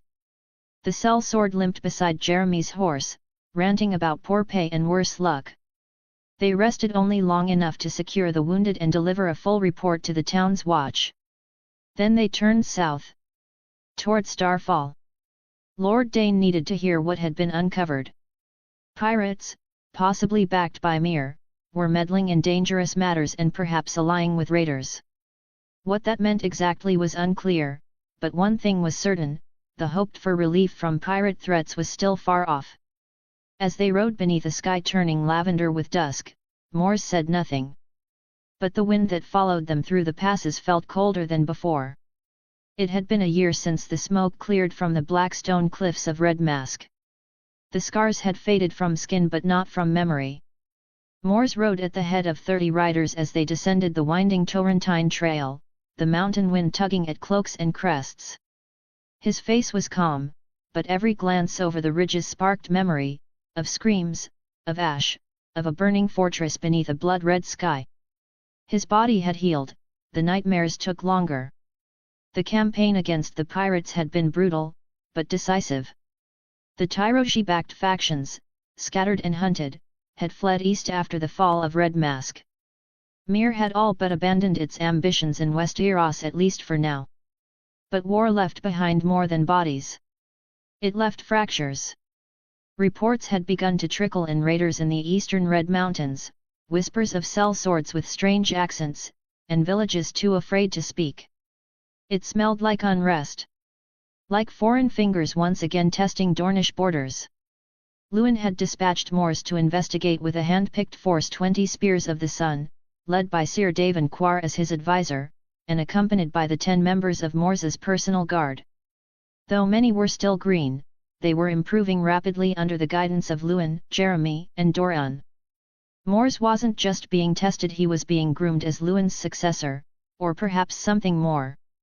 Meanwhile, Luwin, Oberyn, and Manfredi had ridden north to the Stoneway, once again called to mediate tensions between houses Euronwood and Fowler. Swords had nearly been drawn before. This time, they hoped to avoid it. Oberyn had returned to form, more or less. The fire in him still burned, but it was steadier now, less grief, more focus. He laughed again, trained with his old flair, and resumed tormenting Manfredi with equal parts wit and wine. Manfredi, though, had changed. He smiled rarely, and laughed even less. Since Red Mask, something in him had pulled inward, quieter now, more prone to brooding. Mors had seen it himself, Manfredi sitting for hours, unmoving, staring at nothing, as if part of him had never left that blood-soaked beach. Oberyn tried, but even he could only pull their cousin back in fleeting moments. Back in Sun's Pair, Princess Lorza had resumed her rule. The worst of her collapse had passed, but she was no longer the woman she had been. Her voice still commanded respect, and her decisions continued to shape Dorne, but her eyes told the truth, ringed with shadow, glassy with pain, like a proud blade dulled by too many wounds. Doran, now her hand, bore more of the burden than ever. Together, they kept the realm steady. But to those closest to her, the signs were unmistakable: she was fraying at the seams. Yet Dorne endures, as it always has, unyielding beneath sun and sand. Starfall arrival at dusk. The gates opened without delay as Mors's party rode in. Guards in pale armor stood at attention. Waiting in the courtyard was Lord Beric Dane, tall and barrel-shouldered despite his age. Beside him stood his heir, Ulrich, now fully grown and sharp-eyed, the calm steel of command settling into his frame. A steward held a silver tray bearing salt and bread a welcome, and a sacred pledge of guest right. Mors dismounted and accepted the offering with a nod, his men following suit behind him. Lord Beric stepped forward. "My prince, we received your raven from Blackmont. It said you were coming with haste and with urgent news." Mors gave a curt nod. "It is urgent. As Lord of the Torrentine, you need to hear it first." "Then come," Beric said. "We'll speak in my solar." Mors turned. "Jeremy, Davin, you're with me. The rest, get some downtime. We'll be here at least until tomorrow." Inside, the great hall had changed little. The violet and silver tapestries still hung proudly. The long table gleamed beneath hanging lanterns. They passed through it in silence, climbed a narrow stairwell, and made their way to the Lord's solar. Once inside and seated, Mors gave his report. Lord Beric listened in silence, his brow furrowed. When Mors finished, the old lord remained still for a long moment before speaking. "Most disturbing news, my prince," he said at last, rising to pour them each a cup of wine. "It seems we have more hidden enemies moving in the shadows than we thought. Preparations must be made." Mors accepted the wine with a nod. "We managed to stop the latest unrest, but I'm not sure how long the calm will last." "You've done well, Prince Mors," Beric said. "This may be troubling news, but it's also a gift. Starfall can now prepare. We will be ready." Ulrich smirked. "Now that the heavy news is done, Father, I think Prince Mors could use something lighter." Mors glanced between them, curious. Lord Beric exhaled and gave a small nod. "Arthur has taken the white cloak." Mors straightened. "He's joined the King's Guard." "He has," Ulrich confirmed. "Sworn in at 18. Prince Rhaegar requested him personally after they met." "Rhaegar?" Mors echoed. "He made a wise choice." "That he did," Lord Beric said, pride unmistakable in his voice. "Arthur will serve him well. Even at 16, the prince learns like a maester and fights like a knight twice his age. The king keeps him close, and Arthur serves him directly." "Arthur became Sword of the Morning at 16, Ulrich added. "Now a King's Guard, just 2 years later. It's a rare path." Mors nodded slowly, a smile touching his lips. "A great honor for Arthur, and for House Dane." Lord Beric's face turned thoughtful. "Ashura would agree, though she has not taken it lightly. She and Arthur were always close. He trained her, you know. She's become quite skilled with a blade. Small swords are her preference, though she's no stranger to long swords. She's been spending more time with our little sister, Elia," Ulrich added with a smirk. "Trying to train her, though it looks more like a corruption campaign." Lord Beric gave a rare chuckle. "You'll find them in the yard, no doubt." Mors let out an awkward laugh. "Yes. I haven't heard from her in a while." Beric and Ulrich exchanged knowing smiles just shy of smirking, the kind of look that held more amusement than sympathy. There was no hiding the schadenfreude. The Starfall yard. The training yard hadn't changed. The dummies stood skewered. The sand was disturbed with the tracks of hours of practice. And sure enough, Ashura Dane was there 15 now, tall and striking, sleeves rolled up, her violet sash whipping in the breeze. At her side was a miniature version of herself, Elia Dane, 5 years old and filled with fury, swinging a wooden stick at a hay dummy with absolute conviction. Ashura noticed him first. She paused mid-motion, turned, and raised her hand with a theatrical gasp. "Oh gods!" she exclaimed, shielding her eyes. "What is this blinding light? Could it be? No, it must be the Son of Dorne himself. The youngest knight in Westeros, come to grace my humble little eyes." Mors sighed, grinning despite himself. Ashura continued, voice dripping with mock reverence. What is such a princely presence doing here before a lowly lady of Dorne? A lady who, may I remind you, has not received even a single raven in months? Not one word. Not even a rude sketch. He straightened and approached her with deliberately exaggerated solemnity. My lady Ashura, he said with a grand bow. It has been too long. I have missed my sparring partner dearly. No other opponent loses with such grace and poise. A rare talent. Ashura reeled back, affronted. Lose? I'll have you know I've improved tremendously. Arthur himself said so. Did he now? He did. And if I ever slay a pirate lord or win a tournament, I might even become a knight. Humph. And yet, Mors teased, we prevent exactly that to spare the realm from a great calamity. She narrowed her eyes. You're just worried I'd steal your spotlight. They'd probably call me the Lady of the Dawn. No, wait, the Moon of Dorne. Yes. Perfect. Obviously. Mors nodded with fond affection. Obviously. They looked at each other, then burst into laughter at the absurdity of it all. Elia tugged on Ashura's sleeve. You promised I could do the spinning strike next. Ashura smiled down at her. Later, little blade. Then she looked at Mors and grinned. Well, don't just stand there. Show me if the Sun of Dorne still remembers how to move his feet.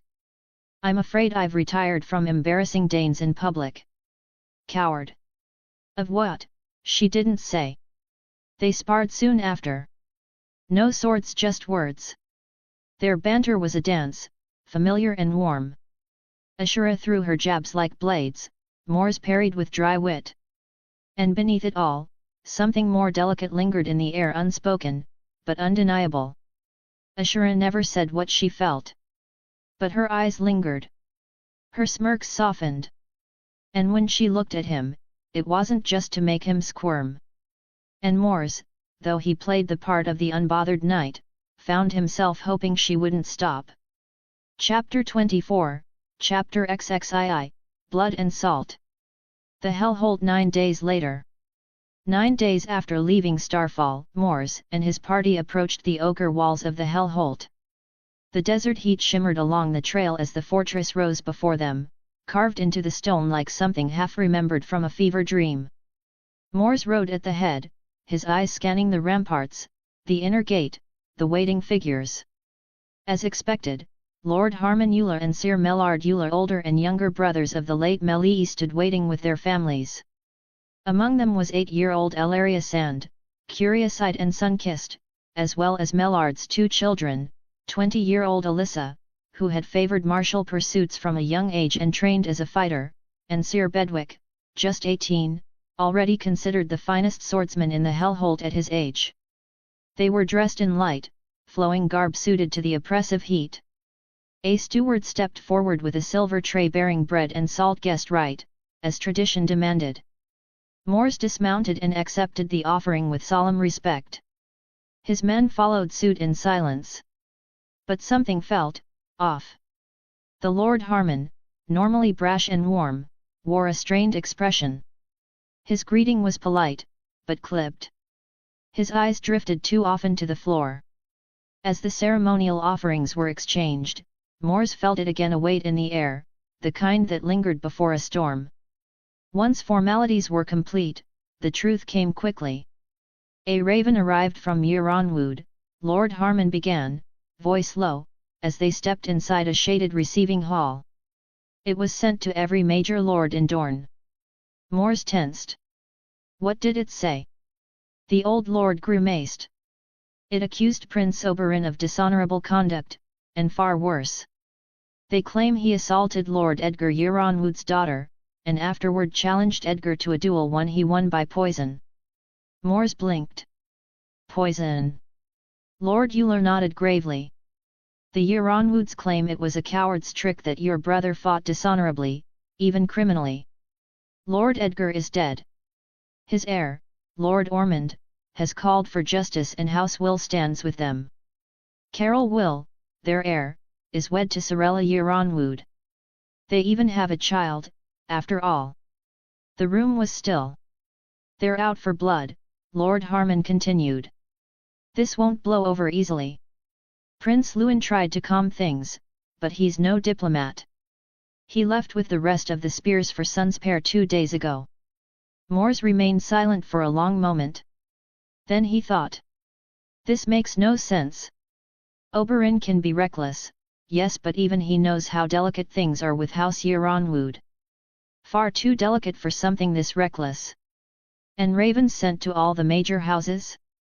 That's not a plea for mediation, that's a first strike." He sighed through his nose, then stood. "I appreciate the welcome, my lord. But I'll have to cut the visit short. My men will rest and resupply, but we ride for Sunspear tonight." Lord Harmon looked disappointed but nodded with understanding. "Pity. I'd hoped to speak more about Melie. She always believed you'd grow into something great. I see now she was right."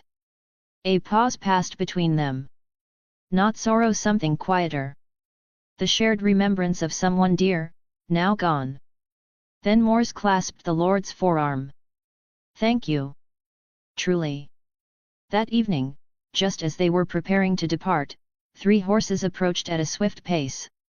Once close enough, Mors recognized Sir Mellard Euler, flanked by his daughter Alyssa and son Bedwick. He reined in and nodded to them. "Here to see us off?" Mellard inclined his head. "I am. But Alyssa and Bedwick wish to ride with you to Sunspear." Mors blinked, surprised, and then smiled, genuinely pleased. "That's good news. Are you both sure? The road ahead won't be easy." Alyssa gave a crisp military salute. "I follow my prince." Bedwick, more relaxed but no less resolute, added, "You might need my sword and spear in the days ahead. House Euler stands with House Martell." Mors met their words with gratitude, giving each a respectful nod. "Then welcome." He turned to the rest of his riders. "Move out." They rode beneath the rising stars, the faint cool of night beginning to settle over the sands. The final stretch to Sunspear would normally take 4 or 5 days. Mors intended to make it in 3. The wind at their backs carried heat, and the faint scent of unrest. But riding with the Euler's family of the woman who had once meant so much reminded them all that, despite growing shadows, the Martells were not alone. And many in Dorne still believed in them fervently. Sunspear 3 days later. Mors and his party reached Sunspear in just under 3 days, pushing both themselves and their sand steeds to the limit. Dust clung to their cloaks and sweat beaded on their brows, but they wasted no time at the gate. As the guards opened the way, Mors issued swift orders. "Sir Davin, see to the spears. Rest, resupply, rotate watches, we may have more movement soon." Davin saluted and peeled off with the unit. The rest of Mors's personal guard dispersed most off to handle personal matters or collapse into sleep. 2 accompanied Alyssa and Bedwick to help them find accommodations, guided by a maid. Only Talor and Idrin remained. They had become something of a constant at Mors's side, and now followed him and Jeremy as they made their way into the inner keep. Inside, the air was cooler but no less tense. After speaking with a maid, Mors learned that Lewin's group had arrived just 2 hours earlier. They were meeting in Princess Lorza's private solar with Oberyn present. That was all he needed to hear. He made for the solar at once. At the door stood Ario Hota, a towering sentinel, silent and ever watchful. He and Mors exchanged a single, knowing nod. Mors turned to his guards. "Talor, Idrin wait here with Ario." They nodded wordlessly and took position as Mors stepped inside. The tension in the room was immediate.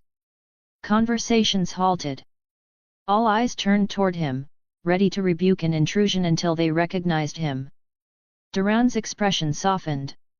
Lewin gave a small nod. Even Oberyn, still flushed from the road, managed a strained grin. Lorza, seated at the head of the room, offered Mors a soft smile. Mors raised a hand in apology. "I came as soon as I heard." Jeremy stepped in behind him and, reading the mood, began to excuse himself with a respectful bow. But Lorza stopped him. Jeremy, stay. You are one of us. Jeremy, surprised, gave a brief smile and stepped back, not to leave, but to stand quietly at the edge of the room. A pause followed. Heavy, but not uncomfortable. Then Doran spoke. It's good you came. You should hear everything. Doran's tone was measured as he began, but the tension in the room was unmistakable. 10 days ago, he said, Luin travelled with the spears to mediate yet another dispute between House Euronwood and House Fowler. The initial talks were civil tense, but civil. That changed during an evening feast at Euronwood, when Oberyn and Sorella Euronwood became intimately familiar. He let the words hang in the air. They spent the night together. Mors shifted slightly. Jeremy looked down. Lorza remained still. Doran continued, voice tightening. What Oberyn hadn't known or didn't care to consider was that Sorella was already wed to Carol Will, heir of House Will. They have a child together. At that, Mors looked sharply toward his brother. When Carol learned of the affair, he reacted as expected. Caused a scene. Ran to his father-in-law. Lord Edgar responded with fury. He accused Oberyn not just of dishonor, but of rape. A pause. Oberyn denied it, of course, and then made it worse. Doran turned, fixing his brother with a pointed look. He said something along the lines of I was just doing her a favor. She looked like she needed a real man. Is that about right, Oberyn? Mors groaned and turned to his brother. You didn't. Oberyn gave a casual shrug. I admit, it wasn't my finest moment, but I meant every word. The boy always gave me a rat's feeling. The kind that poisons you when you're not looking. Honestly, he probably needs his mates just to find his cock when it's time to perform. And her? If she didn't already have a child, I'd have mistaken her for a maiden. Mors exhaled, both irritated and amused. Gods, Oberyn! Even Doran's face flickered with the ghost of a smirk before it hardened again. That didn't help, he said dryly. Lorza said nothing. Her expression remained unreadable, but her eyes were colder than usual. Doran resumed.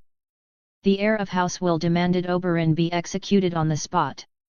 The spears immediately drew steel to defend him. Luin stepped in before blood could be shed. Doran's voice dropped into a gravelly impression, be careful, boy. You speak to a prince of Dorne. I can have you buried in sand for that tongue. Mors quickly turned to Luin. Luin met his gaze, smirked faintly, and gave a single nod. Doran pressed on. Then Edgar stepped in. Forgive heir Will, Prince Luin, he said. His betrothed my daughter was raped by your prince. He is justified. Doran's tone grew more clipped. Luin refused to concede the accusation. We do not know what happened, he said. That's an egregious charge. But Edgar wouldn't back down. He demanded satisfaction. Only one of us leaves this hall, he said. Then Doran glanced at Mors. He asked if our brother would accept a duel, or if he was just a coward who thinks with his cock. Mors blinked. He actually said that. Doran gave a tight shrug. Luin and Oberyn both confirmed it. Oberyn grinned. Against an old relic like him? Of course I accepted. I even offered to let the boy join. Figured I'd be accused of bullying the elderly, might as well throw in a child. Mors shot him a look. You're impossible. No, Oberyn said with a grin. I'm entirely possible. Just rare. Doran carried on. The duel was arranged. Formal. Spear's armor for Oberyn light, maneuverable. Short sword, twin daggers, spear, small shield. Edgar came in full Euronwood plate. Carried a massive two-hander like it was a walking stick. When the duel began, Doran said, Edgar raised his voice. Declared, let all witness as the blood royal scatters Martell blood, as the kings of the Stoneway once did. At that, Mors's expression turned grim. This, Lorza interrupted, voice sharp, was nearly a declaration of war. Had Edgar lived, we might be marching to Euronwood right now. Silence fell over the room. Doran resumed. Oberyn answered with a smirk, and then they fought. He described the clash in measured tones. Edgar's raw strength. Oberyn's speed and precision. How Oberyn chipped away at the older man minute by minute, cut by cut until Edgar's armor was slick with blood and his knees began to buckle. When the moment came, Doran said, Oberyn struck fast. A feint. A kick to the chest. Edgar hit the ground, and Oberyn had his spear to his throat. Doran met Lorza's eyes. Yield, he said. A breath. Edgar did. And then he collapsed. There was a pause before Doran added, the Euronwoods rushed to his side and took the still very much alive Edgar for care. Luwin and Oberyn's group departed immediately after. Luwin muttered, I'm just glad Oberyn's finally learned some restraint. A beat passed. The room held its breath somewhere between tension and reflection. Until 2 days later. Mors's jaw tightened. Then the ravens arrived. The tale had changed. Edgar was dead, they claimed. Killed in a dishonorable duel. And Sorella? He exhaled sharply. No longer a willing lover. Now, the victim of rape. Doran let the words settle, then looked around the chamber, his gaze steady. A coordinated smear, he said. And no one disagreed. It seems, Lorza spoke with steel, that the Euronwood have forgotten who rules Dorne. The Solar was quiet now, heavy with thoughts of vengeance. Mors broke the silence. So House Euronwood is making a play. Painting us as dishonorable aggressors to divide us from our bannermen. Edgar must have succumbed to his injuries after the duel. Doran gave a slow nod, his voice cold. That's what it seems. This is no longer mere insult, it's provocation. Ormond Euronwood is rallying support. This is the beginning of something larger. He turned toward their mother. Lorza sat quietly, hands folded in her lap. She looked heavier than before, slightly bloated around the midsection, and her skin bore strange dark patches. Mors had noticed them weeks ago and quietly asked the maester to investigate. So far, nothing. Still, he watched her carefully now. She spoke. The situation is precarious, she said, calm but deliberate. If we do not handle this carefully, the Euronwoods and their allies may rise in open revolt. And after our war in the Stepstones, we are in no shape for another conflict. The Iron Throne watches us closely. She paused, eyes tired. But I fear confrontation is inevitable. We must begin preparations. Then she turned to Oberyn. Oberyn, do you care for Sorella Euronwood? Oberyn scoffed. It was a fun night that got out of hand. Lorza nodded. Good. Doran leaned forward. I'll activate our assets within Euronwood's ranks and those close to their allies. Meanwhile, we must present the image of calm and control. Mors, watching his brother, was once again surprised. Doran was more than he seemed. Silence fell again as they each weighed their next move. Then, unexpectedly, Oberyn broke it. Maybe I should go into exile. All eyes turned to him. Surprisingly, it was Doran who spoke first. No. You are a prince of Dorne. But Lorza tilted her head, considering. That could work. The surprise in the room was palpable. Oberyn managed a resigned smile, laced with false bravado. Perhaps I'll visit the free cities. Scandal travels slower where the wine is better. Melario leaned forward. You could stay with my family in Norvos. They would welcome you. Oberyn nodded his thanks. Mors added, you've always wanted to study at the Citadel. This could be your chance. At that, Oberyn straightened slightly, genuine interest flickering behind his eyes. Lorza watched him for a long moment, then offered a rare, weary smile. Then it's settled. To the realm, you are in exile. But this is a move to buy us time. You may return when you choose. Oberyn dipped his head. Thank you, mother. And in that moment, despite the tension and rising intrigue, House Martell stood closer than ever. Chapter 25, Chapter XXIII, The Sun and the Prince. Early 276 AC Sun's pair. It had been a year since Oberyn's scandal with the Euronwoods. For the past 8 months, he'd kept to Old Town, pursuing studies at the Citadel under the guise of exile. In that time, House Euronwood had tried to stir more trouble-raising whispers, fanning old grudges, but Lorza and Doran responded with quiet ruthlessness. Diplomatically and economically, the Martells pressured them at every turn. Spies were seated across their domain. A standing army of 1,000 men had been stationed in Gaston Grey, bolstered by a strong naval presence. Eventually, House Euronwood backed down. Their lords had gone quiet, their ambitions buried at least for now. But the scandal had left a lingering consequence, a bastard son. Sorella Euronwood had given birth to a boy, named Maron Sand. The Euronwoods refused to let him be raised at Sun's pair. For now, the Martells tolerated it to avoid renewed strife, but that would not last. The thought of the Euronwoods poisoning the boy's mind with anti-Martell rhetoric was unacceptable. Mors stood at the Sun's pair port, gazing out at the Dornish fleet. Since the Stepstones War, the fleet had more than doubled, swollen by captured vessels, repaired hulks, and new constructions alike. Their newest flagship, the Dornish Sun, had been rebuilt from the remains of a destroyed royal warship. Improved with salvaged Myrish and Tyroshi innovations once held by the pirates, it now stood as a symbol of Dorne's strength. As he admired the rising sails and dark hulls, waiting for the flagship to dock, a familiar, mocking voice cut through the sea breeze.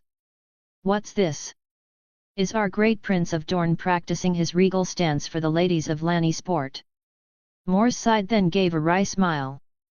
"Only someone with your imagination could see me and think that. It's called aura farming, Ashura. Try to remember the proper term next time." Elia chuckled softly beside Ashura. Behind her, Alyssa Euler followed with a serious expression, acting more bodyguard than lady-in-waiting. They were bound for Lanny Sport, along with Doran, to attend the great tourney being held in honor of Prince Viserys' birth. Whispers claimed it would be the grandest tournament Westeros had seen in 50 years. Lorza would not be joining. Her health had worsened sharply in recent moons, forcing her to step back from active governance. Ashura Dane had joined the court 6 months earlier, serving as Elia's lady-in-waiting. Alyssa Euler had done the same, though everyone understood she was there to guard, not gossip. Ashura gasped in mock outrage. "I'm the one with the imagination. What even is aura farming? How do you come up with these ridiculous ideas?" She broke into laughter, clearly amused. Elia joined in, grinning. "He's always been like this. Can you believe he once asked during a lesson with the maesters if we could remove the salt from ocean water and use it to make our lands fertile?" They all laughed, Mors included, though his smile carried a tinge of regret. "If only I'd learned more practical science back then," he thought. "There's so much that could have been useful in this life." At that moment, Doran arrived with Melario and Ario Hota in tow, followed by his retinue. He paused, his gaze lingering on the exchange between Mors and Ashura, a soft, knowing smile touching his lips. "So, everyone's here? Good," he said. Then his tone shifted, calm, but firm. "Remember, we are here to enjoy ourselves, but few outside of Dorne are truly our friends."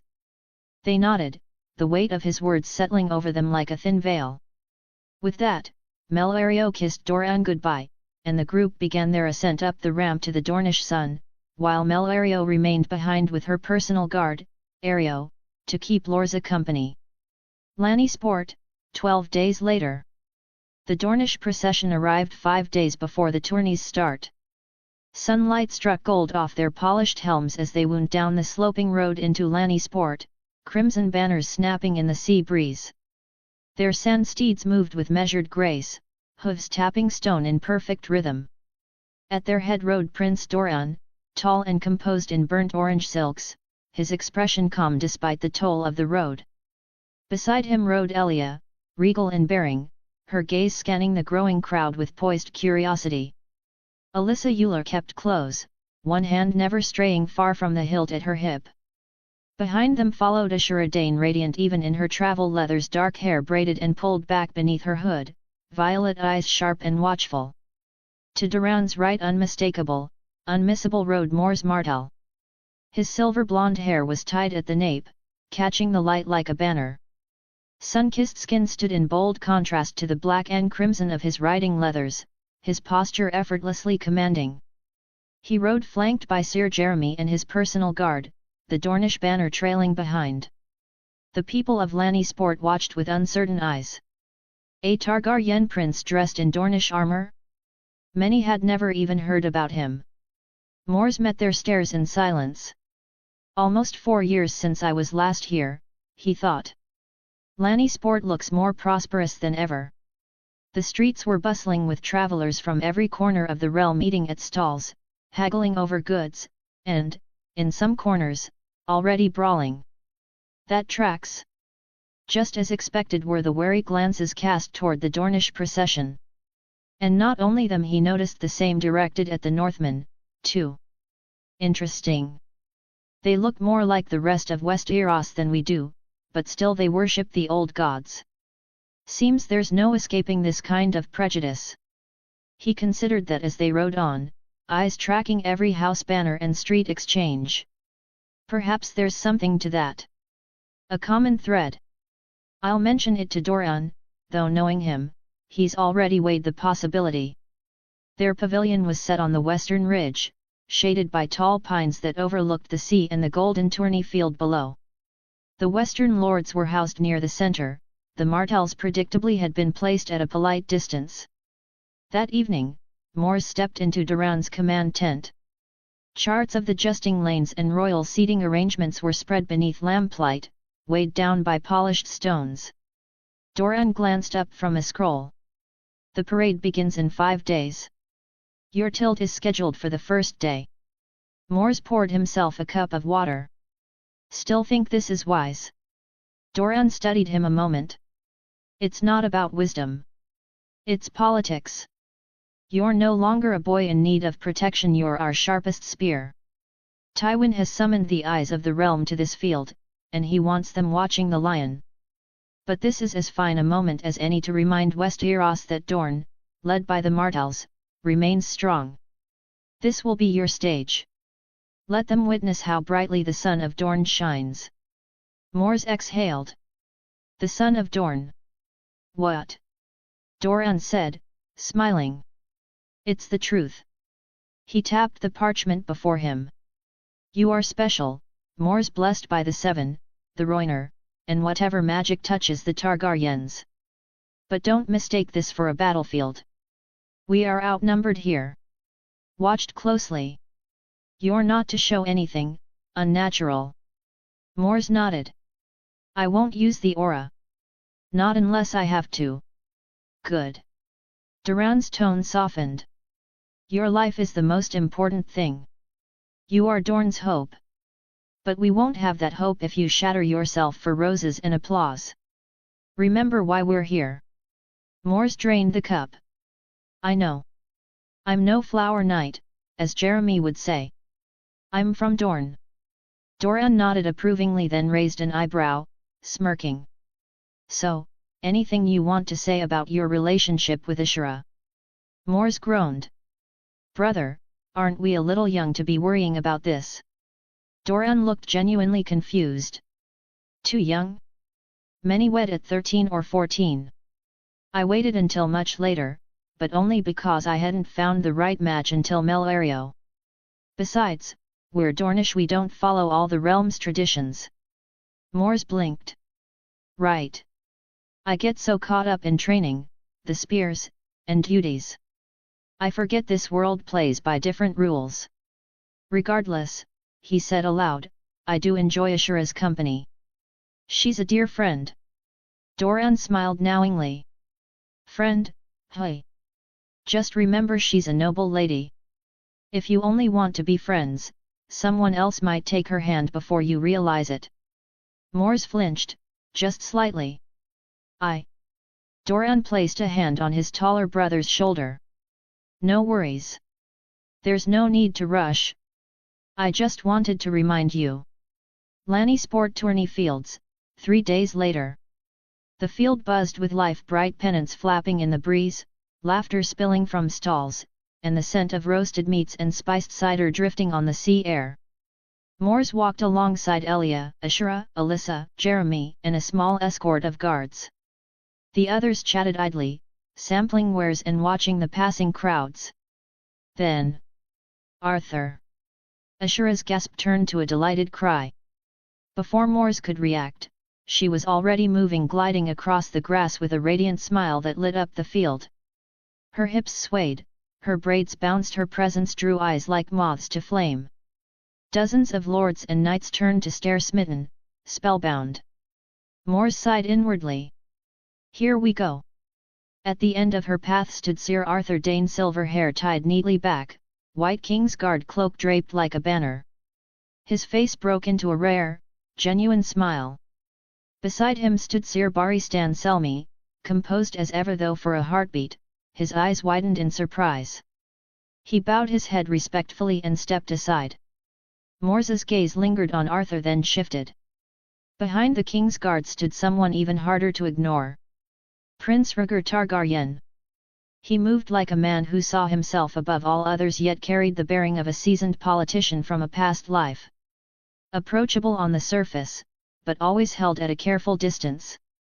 Every step was deliberate, every gesture calculated. His silver blonde hair caught the sun like spun light, and his violet eyes swept the field with practiced detachment. He didn't walk like a prince. He walked like a god pretending to be one. And yet, something was off. Too perfect. When Rhaegar spotted him, his face remained unchanged, but through his aura, Mors felt it. A quiet, sharpened jealousy. The resentment of a prince hearing too many stories of a cousin outshining him. Like a man who resents being outshone in his own dream. Mors didn't flinch, he played it smooth, as if nothing had happened. But inside, a quiet unease stirred. The implications were troubling. The group reached the Kingsguard. Arthur, Mors said with a smile, it's good to see you. Congratulations on joining the Kingsguard. All of Dorne is proud. Arthur returned the smile and saluted with informal warmth. Thank you, my prince. You're looking well. I was surprised to hear Ashura had become Elia's lady-in-waiting. I'd have bet on her trying to be her bodyguard instead. I can do both, Ashura quipped, giving him a playful shove. Mors turned to Barristan. Sir Barristan, an honor. Our uncle Luwin speaks highly of you. He often reminisces about your time together in the Nine-Penny Kings' War. Barristan nodded. It was a privilege to ride with him and with the Spears of the Sunday. Prince Luwin fought with great courage. By then, Rhaegar had joined them. My dear cousin Mors, he greeted, smile polished to perfection. It's been over 10 years. You must visit King's Landing more often. Mors inclined his head. Prince Rhaegar. I would have, but duty kept me in Dorne. Now that I'm older, I hope to make the time. Excellent, excellent, Rhaegar said, his gaze sweeping across the group. It lingered a moment too long on Elia, and then Ashura. Not with open lust but something colder. Possessive. As if they were notes in a song he hadn't written, and resented for it. The mask reformed. Flawless. Regal. Untouchable. But Mors had seen the crack. And yet, Arthur, Rhaegar added smoothly, how is it you've not introduced your sister? Lady Ashura, is it? And this must be Princess Elia. A pleasure to meet the two flowers of Dorne. Ashura offered a graceful curtsy, but as she rose, her eyes briefly flicked to Rhaegar. Whatever she saw there, it made her pivot.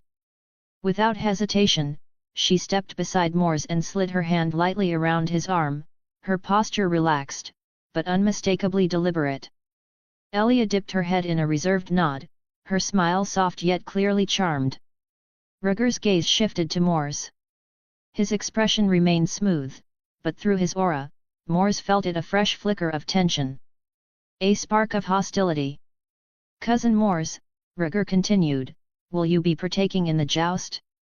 I'd welcome the chance to measure myself against the Sun of Dorne." "I will, my prince," Mors said. "It would be an honor to face the Silver Prince." Their eyes locked intense, unreadable. Rhaegar wore the quiet confidence of a man convinced the outcome was already written. Mors met it with restrained defiance, the calm steel of someone who had no intention of being overshadowed. The conversation moved forward formal, courteous, and laced with veiled power. When the moment allowed, Mors stepped away. They continued strolling through the stalls, but his mind was no longer on any of it.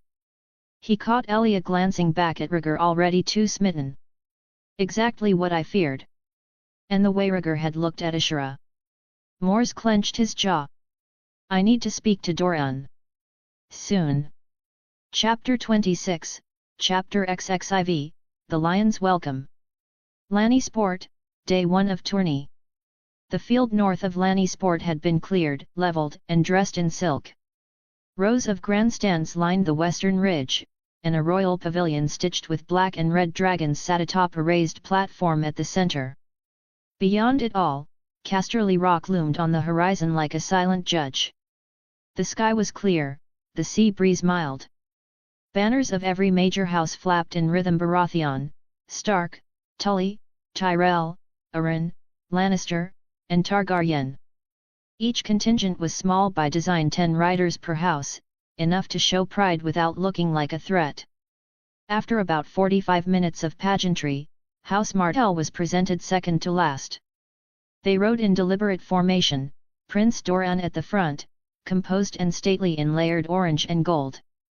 Just behind him rode Elia and Mors side by side, Elia regal in deep Martell crimson, Mors distinct in black and crimson with his silver blonde hair tied back. Ashura Dane rode at the center of the second line, striking in violet and silver, her posture proud, her gaze level. To her right rode Sir Jeremy Norwich, sharp-eyed and armored in the Martell sunburst. To her left was Alyssa Euler, relaxed in the saddle but watchful, her cloak drifting in the breeze. 4 Martell knights followed at the rear, banners held high, spears upright, forming the silent backbone of the column. They drew murmurs. Mors could feel it, the pause in applause, the held breath. Not just for Dorne, but for him. Platinum hair, violet eyes, sun-kissed skin. The way their eyes moved from him to the king, uncertain. Expected, Mors thought. They've never known where to place me. Their horses halted before the royal dais. Trumpets sounded once more. Lord Tywin Lannister stood first. "Lords and ladies, Knights of the Realm, Dorne joins us in honor of the prince newly born. May the tourney bring glory, and may our realm remember its unity." He spoke the words cleanly, but his tone held more cold than warmth. When he stepped aside, King Aerys rose, unhurried. The king looked thin and pale in the sun, but his voice still carried. "And what a sight it is," Aerys said. "The sun rises late, but brings heat when it comes. I see the Martells have sent both fire and beauty." He let his gaze fall on Elia, then linger on Mors. His mouth curved slightly. "You look like your father," the king said. "Doran was always too handsome for his own good. Until Summerhall burned that out of him." Mors bowed his head, slow and measured. "His blood runs true, your grace." Aerys studied him. "We'll see." Mors nodded toward Rhaegar. Rhaegar returned the gesture, still smiling. He sat straight beside the king, composed as ever. But behind the charm, his eyes were calculating, almost vacant. The feast was held under a vast canopy tent, strung with lanterns and warmed by braziers. Tables stretched end to end, and the smell of roast fowl, wine, and sea air filled the space. Nobles wandered freely, their guards held at the perimeter. For now, it was all civility. The king remained only for the first toast. To Viserys, Aerys said, raising his cup. May he grow up in a realm better than ours. The silence that followed wasn't long, but it was telling. When the king left soon after, half the room exhaled at once. Mors stayed near Elia and Ashura. They were a striking pair, Elia with her steady grace, Ashura with the kind of beauty that demanded attention whether she wanted it or not. The music dulled. Then it stopped altogether. Rhaegar stood. He stepped onto a small dais near the center and lifted a harp of silver and weirwood. The room quieted without command. When he began to play, the melody came soft and slow, minor notes and low chords, weaving through the lantern light like smoke. The harp looked too delicate in Rhaegar's hands. Silver strings, pale weirwood body, polished to a mirror sheen. When he began to play, the notes came soft, searching. Not perfect. Some chords landed wrong. Others stretched too long. But the pauses said more than the music. This wasn't for the crowd, it wasn't even for the king. It was for something he couldn't name yet. Mors watched him carefully. What is he trying to do? This doesn't fit the perfect prince act. He's still searching, maybe this is him thinking out loud. The hall was quiet, caught between reverence and something less comfortable. No one spoke until the last note faded. Rhaegar stood and bowed slightly. This was imperfect, he said. But we are among friends. Thank you for listening. The applause that followed was soft, almost hesitant but genuine. For a moment, the prince had felt closer. Human. Mors said nothing. He just watched, thinking. Later in the evening, with the feast still roaring, Brandon Stark made his way toward Ashura's table. He was young, broad-shouldered, and already a head taller than most men his age. Confidence radiated off him, helped along by a few too many cups of Arbor Gold.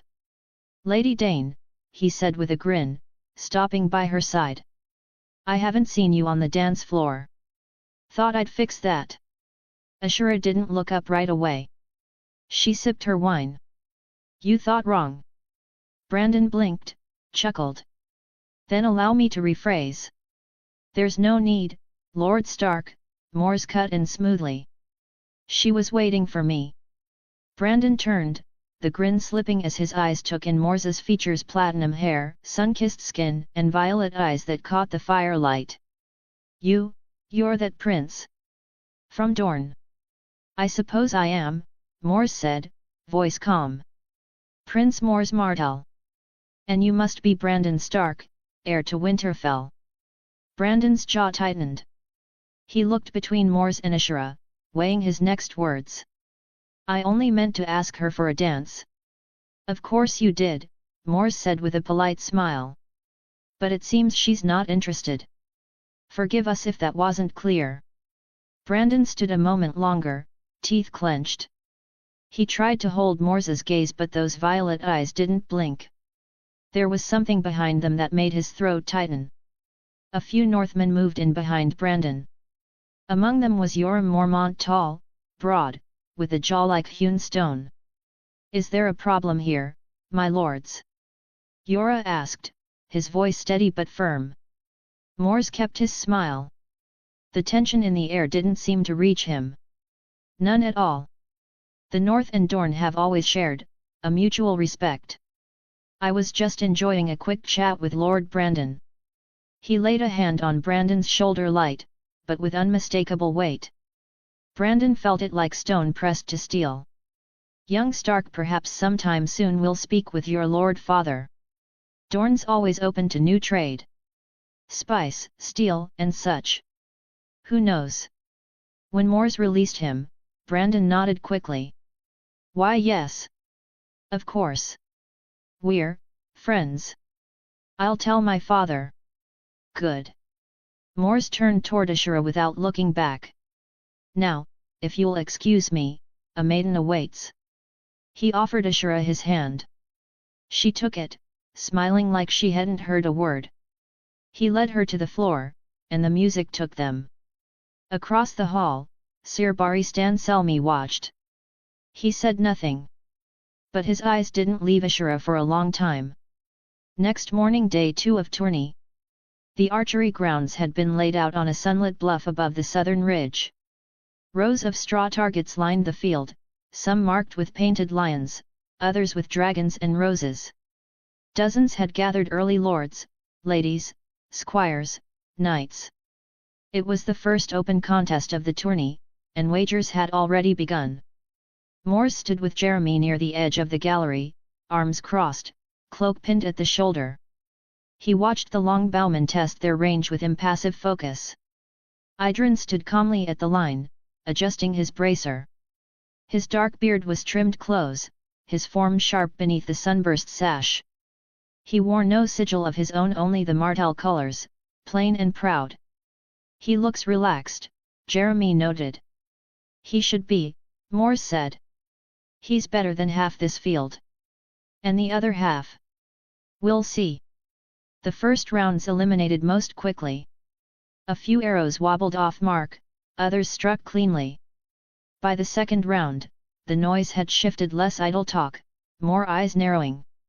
By the final grouping, 4 archers remained.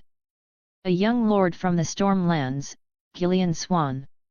A veil retainer with polished silver fletching. A young Redwine archer with too much swagger. And Idren. His final shot came after a moment's pause. He adjusted for the crosswind, breathed out slowly, and loosed. The arrow struck just shy of center. The Stormlander's next shot landed true, barely, but enough. Applause ran out through the crowd, their winner had emerged. Later, as the crowd dispersed, Elia found them just outside the pavilion. "That was well done," she said warmly. "Second place for one of our own is no small feat." Idren gave a modest smile. "I had hoped to bring home the win, my lady." "Forget that. You outscored that smug Redwine archer, that's a victory by itself. And 200 gold dragons isn't nothing." He bowed with a quiet grin. "You're too kind, princess." A few feet away, Mors watched the exchange. Several reach lords passed nearby, glancing toward Idren with more interest than before. "Good," Mors thought. "They'll think twice before underestimating my men." The youth melee was held just past midday on the northern field, flat ground marked with flags and wooden fencing. The air smelled of sweat and trampled grass. The crowd had thickened again, though it felt more relaxed now. Lords leaned back in their chairs. Ladies fanned themselves beneath parasols. Ashura Dane sat with Alyssa Eula and Elia Martell near the shaded end of the field. Plates of fruit and cheese rested on their laps, mostly untouched. "They're all the same," Alyssa muttered. Hair slicked back, grinning like cocksure pageboys. Ashura tilted her head. "That Tyrell boy's got good posture. Shame he'll be on his back in a minute." "They're too pretty to bruise," Ashura added louder, just as Mors approached. "Then it's fortunate none of them are fighting me," Mors said, dry as sand. Ashura smirked. "You'd ruin their weddings." Alyssa rolled her eyes. "He'd ruin their bones." Elia laughed softly. "Try not to ruin the feast, at least. Tywin might have you thrown out for damaging the decorations." Mors gave a small shrug. "He's welcome to try." He looked over the field, then offered a hand to Ashura. "I've no interest in this pageantry. Walk with me, my lady." Ashura smiled, already rising. "Anything but this. But shouldn't you be preparing for your joust tomorrow? Resting is part of the preparation." They left together, walking side by side, their laughter trailing behind them. Jeremy, Idren, and Talor followed at a respectful distance. Alyssa stayed with Elia, both still smirking as they watched the Reach boys posture and swing. Late evening, Duran's tent. Mors stepped inside, ducking slightly beneath the flap. The lanterns within cast a soft, golden glow across the canvas walls. Doran sat alone, nursing a drink, eyes distant. "Mors," he said without looking up. "Sit." He poured a second cup of arbor gold and passed it over. You seem troubled, brother, Mors said, taking the seat across from him.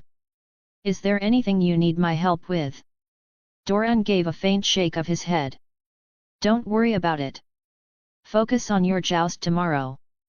I was just thinking about the intelligence we've gathered since arriving. Oh. Mors tilted his head. Anything I should know? Doran hesitated, then spoke. Tensions between the Hand and King Aerys continue to fester. But more curiously, some whispers suggest Tywin might be close to arranging a betrothal between Prince Rhaegar and Cersei Lannister. That's what our contacts have picked up, at least. Elia won't take that well, Mors said quietly. No, Doran agreed, sighing. She won't. A pause stretched between them. Then Mors spoke again, slowly. That might not be the worst outcome. Doran looked up sharply, brows drawn. What do you mean? A match with the crown would be immensely valuable for Dorne. Mors didn't answer immediately. He took a long sip of wine, then leaned back. When I spoke with Prince Rhaegar 2 days ago, something felt wrong. There was a coldness beneath the courtesy. A tension. And not just my instinct. I felt it. Doran's gaze sharpened. You mean you felt it or you felt it? Mors nodded. The latter. Doran fell into silence, swirling the wine in his cup. Why, do you think? I'm not sure, Mors admitted. But we should proceed with care. They sat in quiet thought, the soft flicker of the lantern the only movement in the tent. Mors glanced at his brother, then at the subtle glint in Doran's eyes, the one that never quite faded. The one that hinted at old ambition not yet laid to rest. Mors sighed, drained the rest of his cup, and rose to his feet. I'll call it a night, he said. Then, after a pause, as for that other matter, we'll have to wait. It may never come to pass, given the tension between the Hand and the King. But if it were up to me, I'd rather Elia never go near the prince. Doran looked up at him, the flickering lantern light dancing in his eyes. He gave a slow, thoughtful nod. Good night, Mors. Good night, brother. Mors stepped out into the cool night air, the weight of unspoken thoughts settling across his shoulders like a cloak. Chapter 27, Chapter XXV, The Tilted Paths. Lanny Sport, Day 3 of tourney. Early morning. The sun had barely begun its climb, casting long, golden rays over the private Martell training yard just outside their tents. A circle of sand had been cleared and raked smooth, flanked by Dornish guards in light armor standing at attention along the perimeter. No spectators were permitted beyond the line. This session was for family only.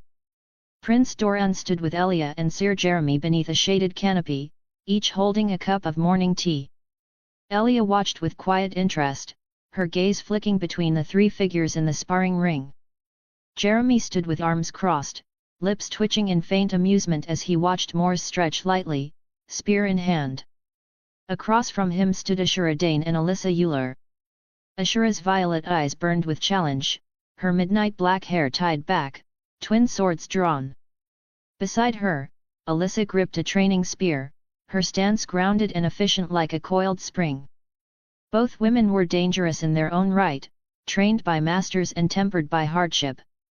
But this morning, they faced something else entirely. Mors. The duel began without a signal. Mors moved first with fluid, unhurried grace. He stepped in and out of their range as if the ground answered only to him. When Alyssa lunged, he sidestepped with ease, catching her shaft with the butt of his own spear and twisting it from her grip. A second later, Ashura came in from the flank fast, elegant, blades sweeping low and high. Mors bent, spun, and vaulted clean over her, landing behind both women before they'd even reset. Quicker recovery, Ashura, he called mid-motion. Don't commit with both hands when you're off balance. Ashura hissed under her breath and whirled, striking again. This time, she moved in sync with Alyssa, who had already recovered her spear and came from the opposite side. Steel clashed. Dust rose. Jeremy raised an eyebrow, impressed. For the next 5 minutes, the rhythm turned fierce. Ashura's twin blades danced like silver threads. Alyssa struck with crisp precision, her spear jabbing low before hooking up. Mors countered with seamless grace, parrying, sweeping, disarming. He moved like a storm with his center always in control, always one step ahead. He ducked beneath a sword slash, rolled forward, and popped up behind them again. When Alyssa lunged hard, Mors let her pass, then caught her arm gently mid-spin, redirecting her momentum. For a moment, his hand held her steady, firm, but careful. Alyssa's breath caught. A faint blush touched her cheeks before she composed herself and pulled back into position. Mors tapped her back lightly with the flat of his spear. "Good aggression," he said quietly. "But tighten your core on the follow-through." Dorne, watching from beneath the canopy, gave Elia a glance. "Was that what I think it was?" Elia smirked into her teacup. I do believe Alyssa appreciates Mors more than most. But she's far too stubborn and serious to act on it." "Oh," Dorne murmured amusedly, returning his gaze to the ring. Ashura's cheeks flushed with exertion, her eyes narrowing. She charged again, faster this time, feinting high before sweeping low. Mors flipped over her cleanly, landed just behind her blade, and this time didn't strike. He simply placed his spear at her throat. She froze. Breathing hard, she smiled despite herself. "Show off," she muttered. "I'm Dornish," Mors replied, lowering the weapon with a faint grin. "And I'm a prince. A bit here and there should be acceptable." "Enough for now," Dorne called from the sideline. "You have a joust to win." Mors bowed and stepped back, offering both women a hand. They rose together, breathing heavily but uninjured, only tested. Elia looked to Jeremy, a quiet question in her eyes. Jeremy nodded.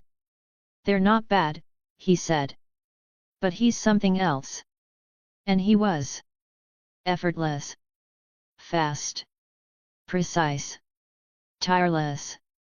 As Mors wiped the sweat from his brow and set his spear aside, the others began to gather their things. Elia glanced toward the training yard, wistful. "I wish I could fight like Ashura or Alyssa," she said softly. "My body's too weak." Dorne sighed at that, shaking his head. But Mors only laughed. "Please," he said, walking over. "The gods had to balance you out somehow. If you were this beautiful, smart, and strong, the world would end." Elia laughed and stepped back quickly as he moved in. "No. Don't come near me with all that sweat I just bathed." He lunged toward her in jest, arms outstretched, and she dodged him with a squeal of laughter. Even Dorne allowed himself a faint smile. And for a moment, before the weight of crowns, courts, and justs, there was only family, and the warmth of a morning well spent. The tourney field had shifted overnight. What was a ceremonial bluff 2 days prior had become a battleground. The tilt had been cleared and repacked, sand leveled, banners adjusted. Wooden viewing stands curved around the lists, shaded by linen and gold-threaded cloth. Lords and ladies filtered in by mid-morning, their voices low with anticipation. Arthur Dane entered the lists before noon. The crowd stirred the moment he appeared, silver cloak trailing behind, white armor polished to a sunblind gleam. The sword at his side wasn't Dawn, not today. His jesting lance was simple, marked only with the 7-pointed star of the King's Guard. The Dane standard waved above the viewing gallery, just beside the Targaryen dragon. Mors watched from his tent near the eastern end, seated beside Jeremy and Idrin. Arthur faced a knight from House Tarly. Well-built, older, solid in the saddle. It didn't matter. On the first pass, Arthur struck clean center mass.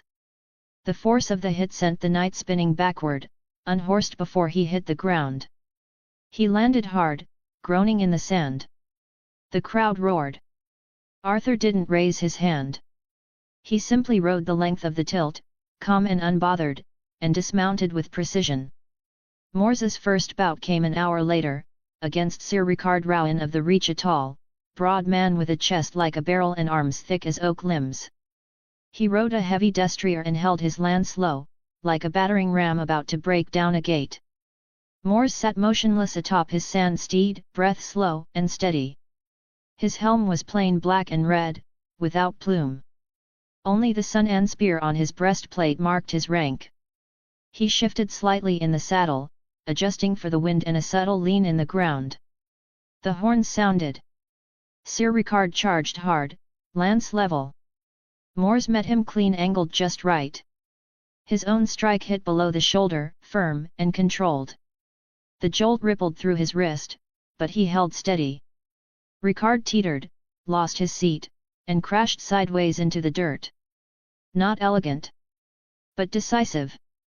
Mors glanced back once, saw the knight rising with the help of a squire, and gave a short nod before riding on. As he neared the edge of the lists, he turned to salute the crowd. His eyes found Elia, Ashura, Alyssa, and Doran seated together in the stands. He offered a small nod and wave. Elia and Ashura smiled brightly, waving in return. Alyssa's smile was there too, restrained, fleeting as if she wanted to wave but held herself back at the last moment. Doran met Mors's eyes and gave a single, proud nod. It was all brief. But Mors caught every part of it. Yoram Mormont's bout followed. He faced a young Lannister squire with more polish than experience. The squire held his lance properly, leaned low, and even made a clean pass. It didn't matter. Yora's strength was brute force. His strike shattered the squire's shield and tossed him backward like a sack of flour. The sound of the impact rang louder than the cheers. From his viewing seat, Mors nodded once. Unrefined, but dangerous. Rhaegar Targaryen glided through his round. He rode as if the field belonged to him, controlled, flawless, untouchable. Every pass was precise. His lance struck true, his balance never shifted. His silver and black armor gleamed without a speck of dust, as if it had been polished mid-charge. He unseated his opponent cleanly on the second tilt, then circled back with quiet composure. At the end of the lane, he offered the fallen knight a charming smile, humble, even in victory. The crowd erupted, fully enraptured by the grace and presence of their crown prince. Reining in at the far end, Rhaegar removed his helm, his silver hair catching the light. He gave the crowd a single, elegant wave. Then his gaze caught Mors. The smile he offered was brilliant. But it held edge. Less warmth, more challenge. He turned, dismounted, and disappeared into his tent, squire trailing behind. Mors watched him go. Always so composed. Even his victories feel rehearsed. After several bouts, the field narrowed quickly. Sir Barristan Selmy unseated a Royce knight with surgical precision, 2 passes, both clean hits. The Royce heir landed hard on the second tilt. Barristan dismounted, helped the man up, and said nothing more. Match after match passed, with highlights from Sir Gawain Swan of the Stormlands and Sir Dennis Arryn of the Vale. If Mors recalled the intelligence correctly, Dennis was being quietly groomed as a possible heir to the Eyrie. When John Connington claimed victory over a knight from the Riverlands, he cast a long look toward Mors, challenging, almost hostile. Mors raised an eyebrow. I wonder what that's about. Then he watched Connington stride over to Rhaegar's side, standing just behind the prince like a loyal hound. Ah! I see. As the sun dipped low behind the hills, Mors, Elia, Ashura, Alyssa, Doran, and their retinue made their way back toward the Martell tents. The day's matches had been long over 30 bouts, but the group moved with an energy that lingered just beneath their fatigue. Ashura practically bounced with excitement, speaking animatedly beside Elia, who leaned slightly on Alyssa for support. Did you see how manly Mors looked when he unhorsed Sir Ricard Rowan? That was amazing. If I remember right, he's the younger brother of the Lord of Golden Grove. Very influential in the North March, and a skilled juicer, but Mors made it look easy. She paused only to breathe before continuing. Arthur was amazing too, of course. As expected from the brother I trained. Elia chuckled, amused by Ashura's energy. Yes, that was impressive. But I expected no less from my sunny brother. She gave Mors a look, then added with a teasing smile, and the brother you trained has been exceptional since before he earned his white blade. Mors shook his head slightly, smiling but staying silent. Elia turned thoughtful. What truly surprised me was how exceptional Prince Rhaegar was. Everything about him, his posture, the way he rode, it was so regal. Like he wasn't tilting, but gliding. It was. She trailed off, searching. Like poetry in motion. Mors offered, brow raised. Yes. Elia said, lighting up. Exactly that. Mors's smile dimmed slightly. He cast a glance at Doran, who met it with quiet amusement. He turned back to Elia. That sounded like more than a compliment on his form. Anything you'd like to add, dear sister? You just don't appreciate it like I do, Elia replied, unbothered. He was captivating. Mors forced a thin smile. Captivating already, is he thought, but said instead, he's more skilled than I expected. I look forward to testing that myself. You won't be disappointed, Elia said. I'd better not be, Mors replied, then glanced toward Ashura with a chuckle. And after 32 tilts, I'm amazed you still have the energy to talk this much. Ashura scoffed. Please. It takes more than that to wear me down. Mors smirked. Of course. It would take much more to slow down the legendary Lady Ashura Dane. Exactly, she said, flipping her hair dramatically. Just look how well you performed after training with me this morning. His mouth twitched. Wouldn't dream of denying it. He looked to Alyssa, walking just behind Elia. And what did you think of the matches, Alyssa? Alyssa looked up, slightly startled, her eyes locking with his.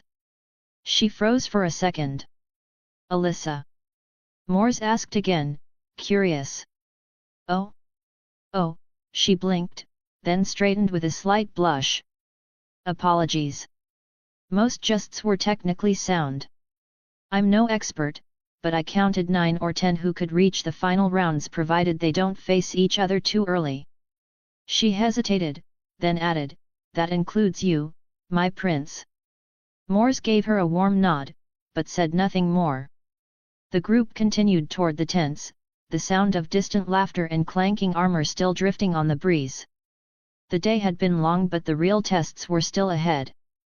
Chapter 28, Chapter XXVI, The Prince of Lances. Lanny Sport Day 5 of the tourney morning. The sun rose over Lanny Sport with regal brilliance, gilding the stone ramparts and fluttering banners in warm gold. The harbour murmured with the creak of rigging and gull cries, but the true storm was forming at the tourney grounds. Today, the morning melee would unleash chaos and steel, and by afternoon, the semi-finals and final tilt would decide the champion of the lists. The previous day had seen 28 matches, culminating in a tightly fought quarter-final round. Rhaegar Targaryen had faced Jon Connington, and while the match drew thunderous applause, it felt more like theatre than competition. Rhaegar's victory was clean, graceful even, but to Mors, it seemed that Jon had pulled back. The look Connington gave him afterward, tense, regretful, spoke volumes. He had wanted to face Mors himself. Mors Martell had endured a punishing match against Sir Yoram Mormont. The man rode like a battering ram, his strength legendary, more bear than knight. It took everything. Mors had exceptional balance, timing, and a subtle strength boost to unhorse him. Afterward, he'd saluted Yora with genuine respect. Sir Barristan Selmy and Sir Gawain Swan, both Stormlanders, tilted with clean honor. Selmy's precision proved superior, sending Gawain crashing to the ground on the second pass. Yet Gawain had impressed many with his strong showing throughout the tourney, despite an earlier incident where he had accidentally crippled a Knight of the Reach. The man would survive, but likely never walk again, a sobering reminder that these games carried real consequences. The final bout of the day was the most thrilling, Sir Arthur Dayne vs Sir Dennis Arryn. They shattered 6 lances between them in a duel of supreme skill and control.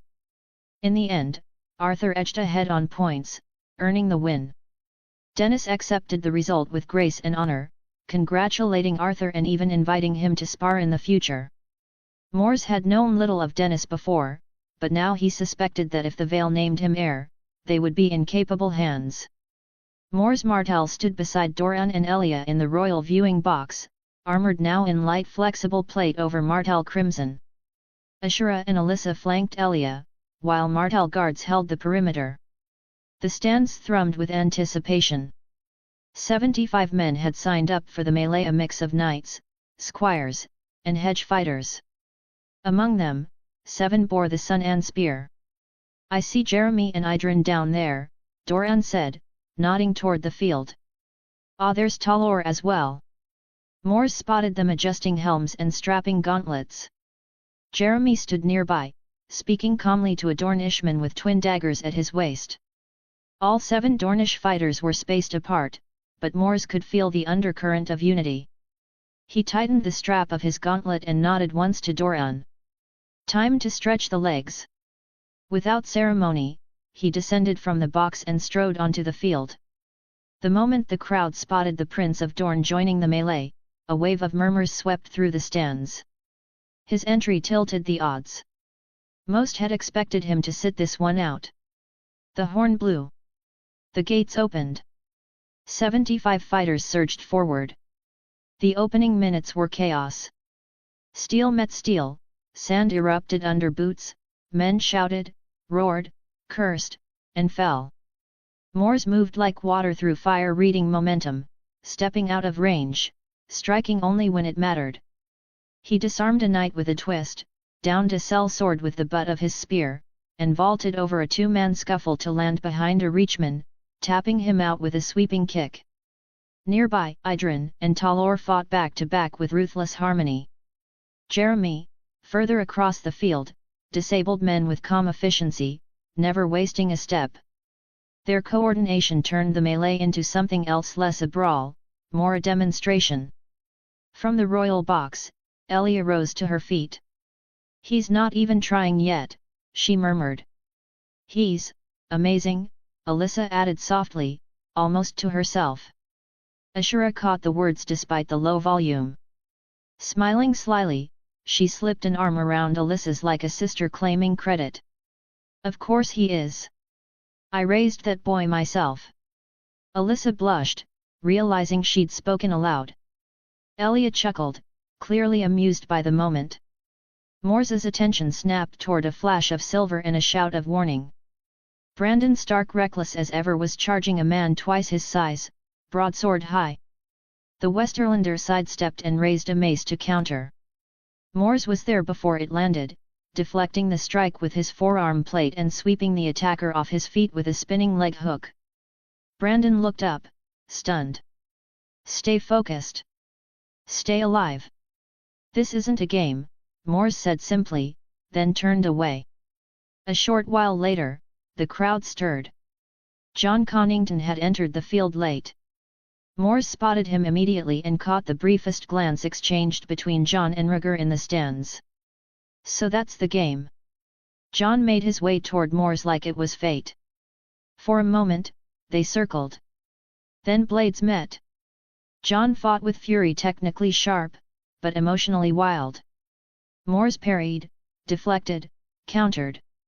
But just as he disarmed John's main hand, 3 others lunged at him from the blind side. "A trap!" The crowd gasped. Mors stopped holding back. He spun low, slammed one with a shoulder check that cracked ribs, flipped the second with a leg sweep, and slammed the pommel of his spear into John's arm with a bone-jarring crunch. John staggered back, clutching his wrist, rage turning to agony. The last attacker froze mid-charge and wisely backed away. Mors stood tall, breathing calm. The arena had gone quiet. Then he turned and walked away. He continued to fight for a few more minutes, supporting his own in critical moments, but when the final circle formed, he yielded. Jeremy, Idrin, Talor, and 3 others stood among the last. Mors gave Jeremy a knowing nod, then stepped outside the bounds.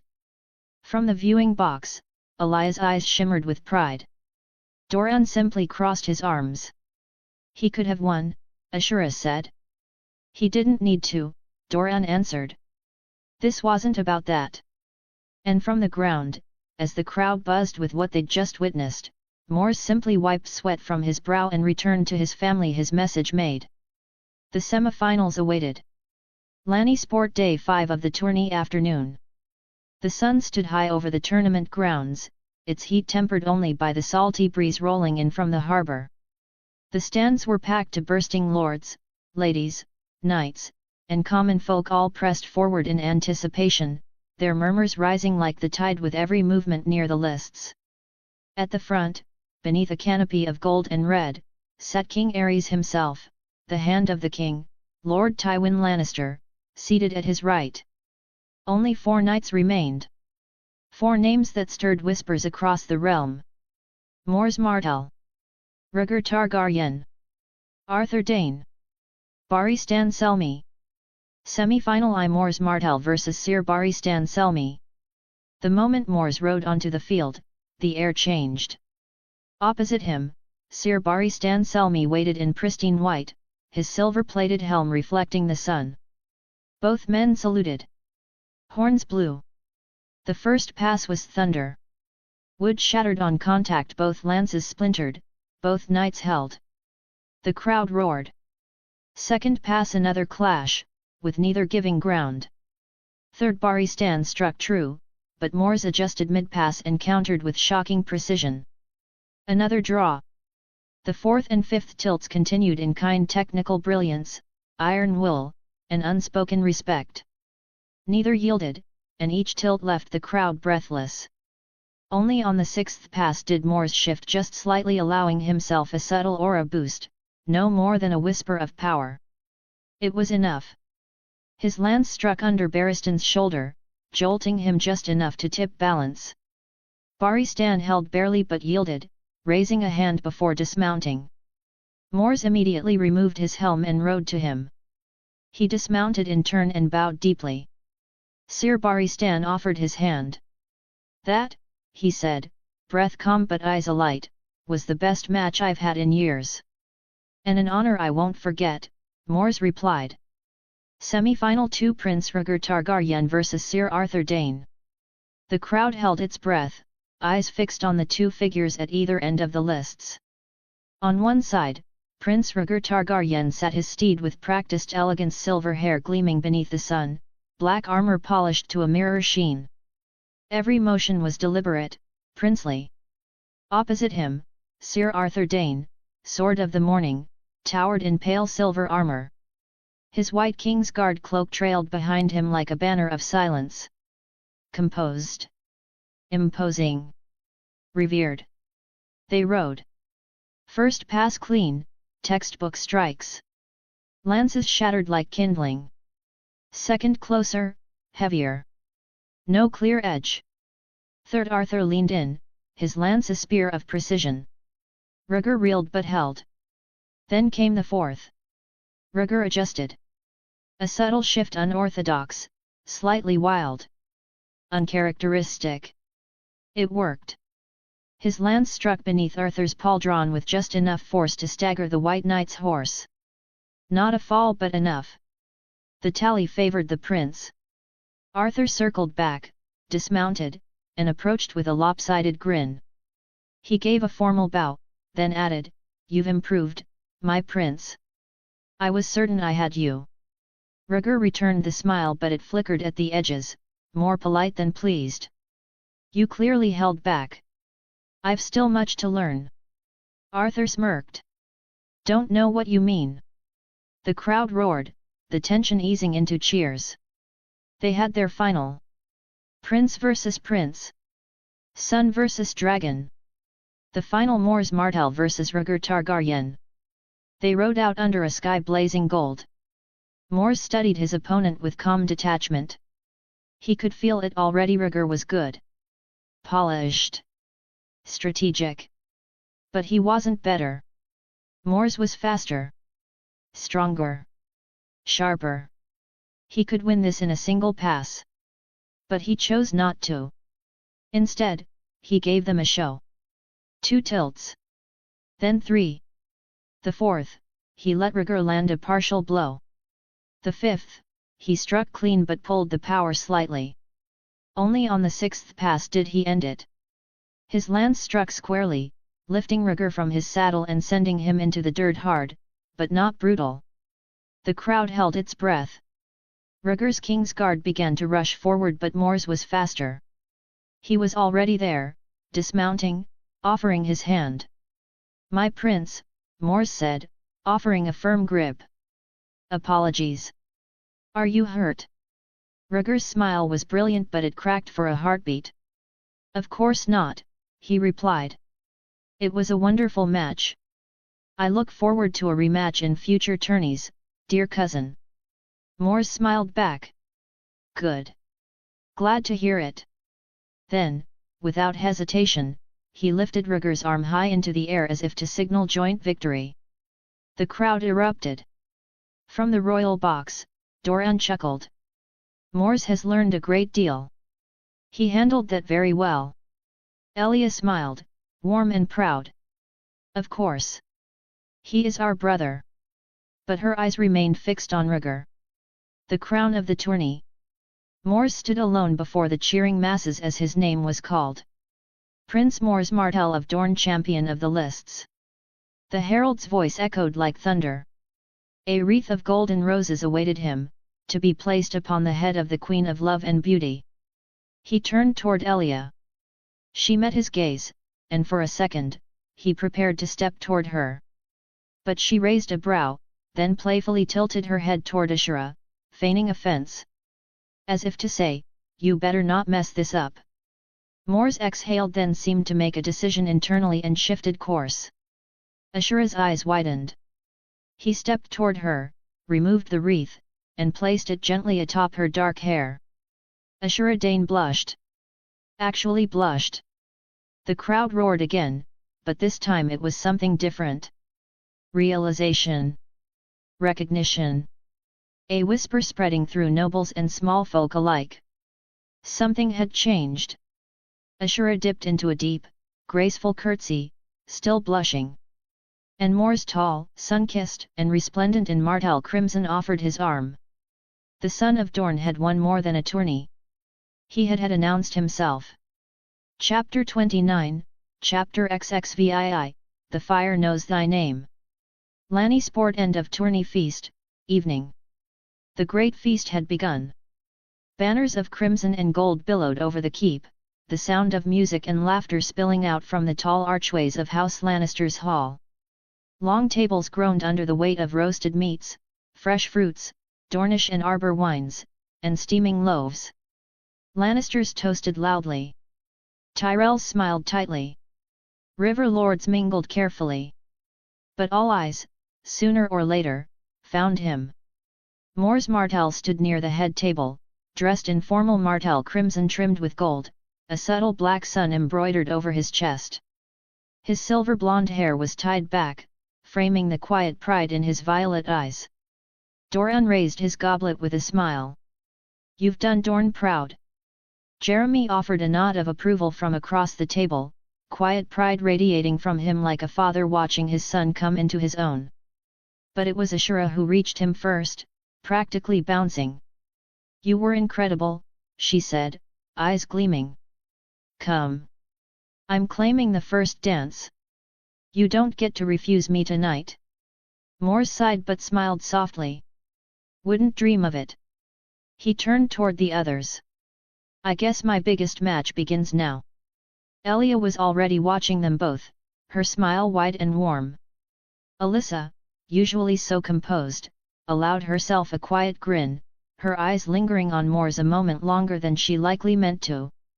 Even she smiled. "I must really be glowing." As they crossed to the dance floor, a lull in the music caught the room's attention. Murmurs rose as Prince Rhaegar approached.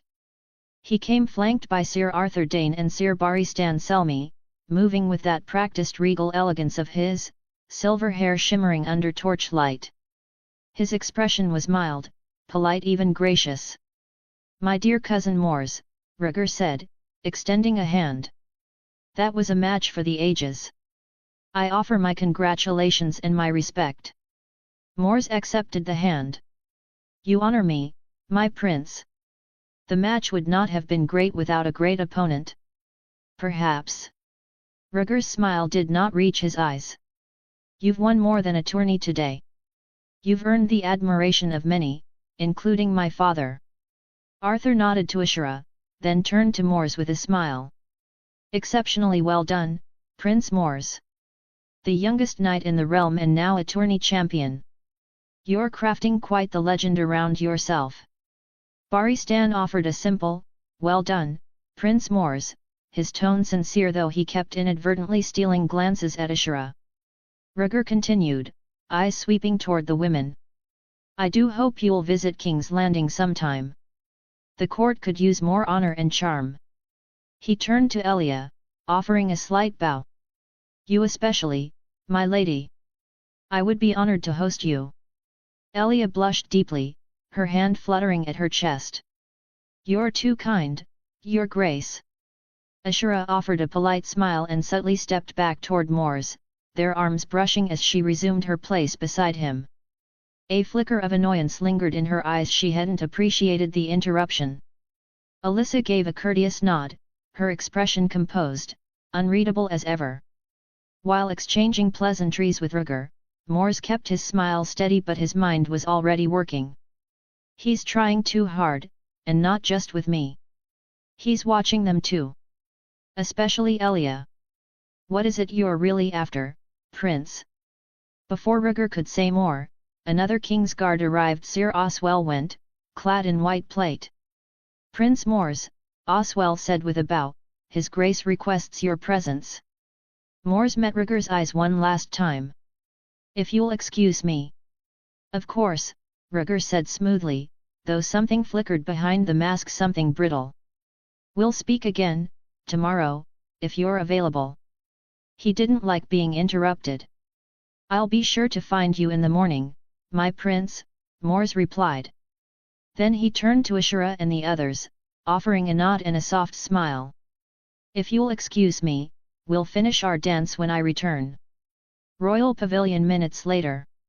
The King's Pavilion was surprisingly quiet. Only 2 King's Guards stood within Gerald Hightower and Harlan Grandison.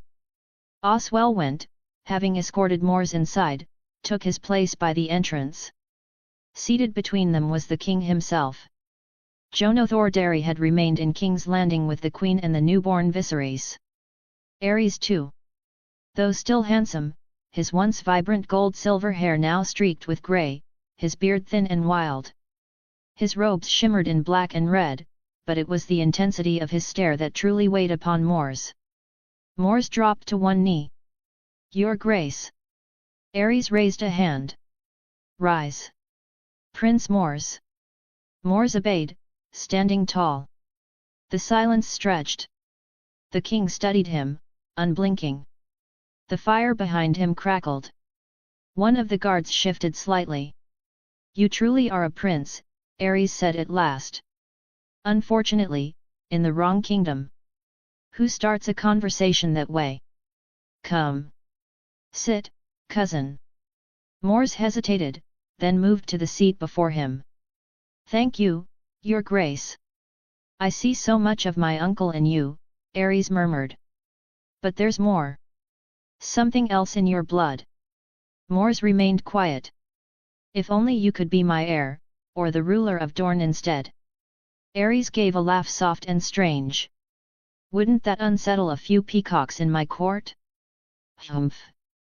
Does Tywin truly believe I don't see what he's trying to do? I have no idea where this is going. What is he talking about? I wanted to congratulate you. You've done something I've longed to do, put that pompous boy of mine in his place. And no one else was worthy. Or, permitted. Mors didn't respond. Just don't get any ideas, Aerys said, suddenly sharp. Mors bowed his head slightly. Of course, your grace. I know my station. Aerys smiled then. Genuinely, even. Good. Good. He leaned forward, voice lower. If I had a daughter, I'd betroth her to you without hesitation. But in lieu of that, he waved a hand. I offer you a boon. One request. Name it, and if I find it worthy, it shall be granted. Mors blinked. That is, a great honor, your grace. I won't refuse, but I ask time to consider it. I do not yet know what I lack. Ares laughed, delighted. Good. That means you're being treated well even in that second-rate kingdom of yours. Mors didn't take the bait. Don't keep me waiting, Ares said, his grin sharpening. A month. That's it. I've been known to forget things and people. He waved a hand lazily. Dismissed. Mors stood, bowed deeply. Thank you, your grace. As he turned to leave, he felt the king's eyes on his back until the tent flap closed behind him. That was not what I expected. He looked back at the now closed tent flap as if questioning what just happened. Is this a good thing or a bad thing? When Mors returned, the feast was still in full swing. Laughter echoed beneath the pavilion's silken canopy, mingling with the rhythm of dancing feet and the clink of goblets. Toward the northern contingent, a small brawl had broken out, already being subdued by guards and drowned in drunken apologies. He made his way back to the table, where Ashura spotted him almost instantly. You're late, she said, offering her hand. He took it with a smile. Had to deal with a king. She rolled her eyes. Excuses. They danced. And kept dancing. Whatever awkwardness had hung earlier vanished in the rhythm between them. Mors noticed Elia dancing as well, mostly with rigor. Ashura had apparently declined the prince's offer earlier, citing a need for a personal break. She never circled back. Instead, she stayed with Mors, spinning through song after song until the night began to blur around the edges. Still, she insisted he dance with Alyssa a few times despite the latter's hesitation. When the celebration finally wound down, Mors stepped out into the cooler air with Elia, Ashura, Dorne, and the others. Just past the edge of the pavilion, Arthur Dane stood waiting, looking uncertain. Sir Arthur, Mors greeted. Prince Mors, Arthur returned with a slow nod. Mors glanced at his siblings and friends, gesturing for them to continue ahead. Jeremy lingered behind with Talor, Idrin, and 2 other members of his personal guard, staying close. Mors approached. Is something the matter? Arthur hesitated, then spoke. I'm not sure. Mors frowned. What do you mean? Arthur looked away for a moment before answering. I thought serving the prince would be my greatest honor. And in many ways, it still is. But, something feels off. He paused, then added, at first, I dismissed it as eccentricity. Royal quirks. But tonight, the way he looked at my sister, at your sister, others too. Mors's expression darkened. Arthur's voice was quiet now. I took a vow. I intend to keep it. But, just in case, take care of Ashura. Of Elia. Of those close to you. That's all. He turned and walked off into the shadows of the camp. Mors watched him go, a growing weight settling in his chest. So I'm not the only one who felt it. He let out a quiet sigh and rejoined his guards, already thinking ahead. As Mors approached his tent, he found Sir Karen Toland, one of his personal guards, waiting outside. The night looked worse for wear, tunic dusty and a fresh black eye darkening one side of his face. He had finally returned from the covered mission Mors had assigned him and 4 others 5 days prior. Mors raised a brow. Karen. Good to see you back, though it seems things didn't go quite to plan. Come in and report. Karen saluted crisply. My prince. He followed Mors inside the tent. The mission was successful. We made contact with the target 3 days ago. He was exactly as vile as the reports claimed, had just murdered a low-born husband and... Karen hesitated, his jaw tightening, and brutalized the wife until she was a dead. We arrived too late. The room was awash in blood. It was beyond savage. He paused before continuing. Also, he was much bigger and stronger than we imagined. Easily 6'5", maybe 6'6". Had to weigh over 300 pounds and he couldn't be more than 11 or 12. Darrow took a bad hit during the fight. We had to delay our return while he recovered, but he's resting now. Stable. Karen finished, his voice still edged with anger. Mors nodded once, absorbing the report before asking, "How did you make it look?" "We staged it so it looked like the husband, with his last breath, drove a blade through the bastard's heart from behind." In his drunken stupor, he knocked over a candle into the spilled ale, setting himself, the bodies, and the house ablaze. "We ensured there were no witnesses." Mors said nothing for a long moment. Then he exhaled, weary. "You did well, Karen. And thank you. Make sure Darrow gets enough rest." Karen bowed his head. "It is my duty, my prince. I'll take my leave." Mors watched him go. Then, alone in the quiet, he sat at the edge of his bed, elbows on knees, hands to his brow. "Goodbye, Gregor Clegane," he murmured. Then he rose, changed into his sleeping clothes, and lay down for the night. Sunspare the dream. A massive dragon loomed before him. Its jaws opened wide and fire poured forth, not in a steady torrent, but in a dance. No, not just fire. Shapes moved within the flames, shifting, writhing glimpses of something deeper. Something real. Through the fire, Mors saw. Planky Town was burning. The market piers crackled in infernos. Ships were ablaze, their sails flapping like torn wings as panicked citizens screamed and scattered along the muddy streets. Bells tolled in desperation, but no help came. Only death. From the smoke emerged a monster. A giant of a man nearly 8 feet tall led the charge. His bare chest was smeared with soot and blood, his eyes as hard as black iron. A cruel, jagged axe rested across his shoulder, and at his waist hung a small sword that, on his massive frame, seemed no larger than a dagger. Behind him, pirates surged forward, howling in tongues Mors couldn't understand, crashing into the defenders like a tide of steel and fire. Sunspear's gates groaned open not by the defenders' will, but by the hand of someone within. A traitor! The hinges screamed as the gap widened, and the enemy surged through like a breaking wave. Red walls fell to breach, defenders cut down as flames licked the sandstone. Steel clanged in the palace halls, shadows dancing with the fire. And then... Lorza! Her golden robes were torn, her face bloodied, but she stood defiant in the tower of the sun's outer corridor, her sword arm trembling but raised. The pirates demanded surrender. She spat. Behind her, Hota roared as his axe cleaved 2 intruders in half. His face was twisted in fury, but there were too many. He fought like a bear cornered in fire, but they were swarming him. Through smoke and chaos, Melario appeared staggering, her head bleeding, barely conscious.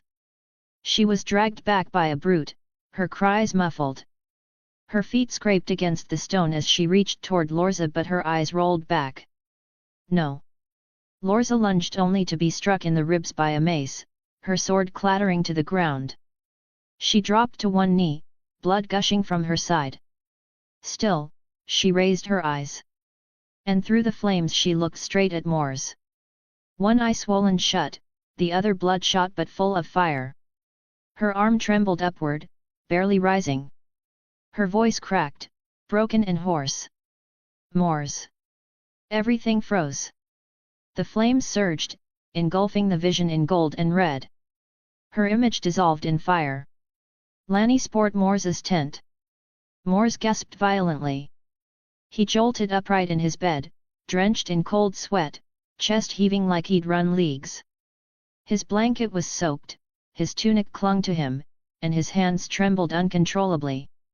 He clutched his ribs, trying to steady his breath. The fire was out. The room was dark. His heartbeat thundered in his ears. What in the seven hells was that? He whispered aloud, voice raw. But he already knew. It hadn't been a nightmare. Not truly. It was something else. Something older. A vision through fire. A dragon dream. Chapter 30, Chapter XXVIII, Blood Begets Blood. Lanny Sport next day, before dawn. The chill of the pre-dawn air clung to Mors as he fastened the last buckle of his armor. The camp was hushed, broken only by the distant snort of horses and the faint whisper of the sea against the shore. He crossed swiftly to his personal guard's pavilion, each step crunching over the damp earth, the cold air sharpening his focus. Outside, a lone sentry sat near the entrance, fighting off the pull of sleep. The faint sound of approaching steps snapped him upright. "My prince," Auraborne said, standing sharply at attention. Mors returned the salute. "Auraborne. Your turn on watch, I see. No time for rest tonight. Come, let's wake the others." Auraborne blinked at the unexpected order but fell in beside him. Together they pushed through the tent flap.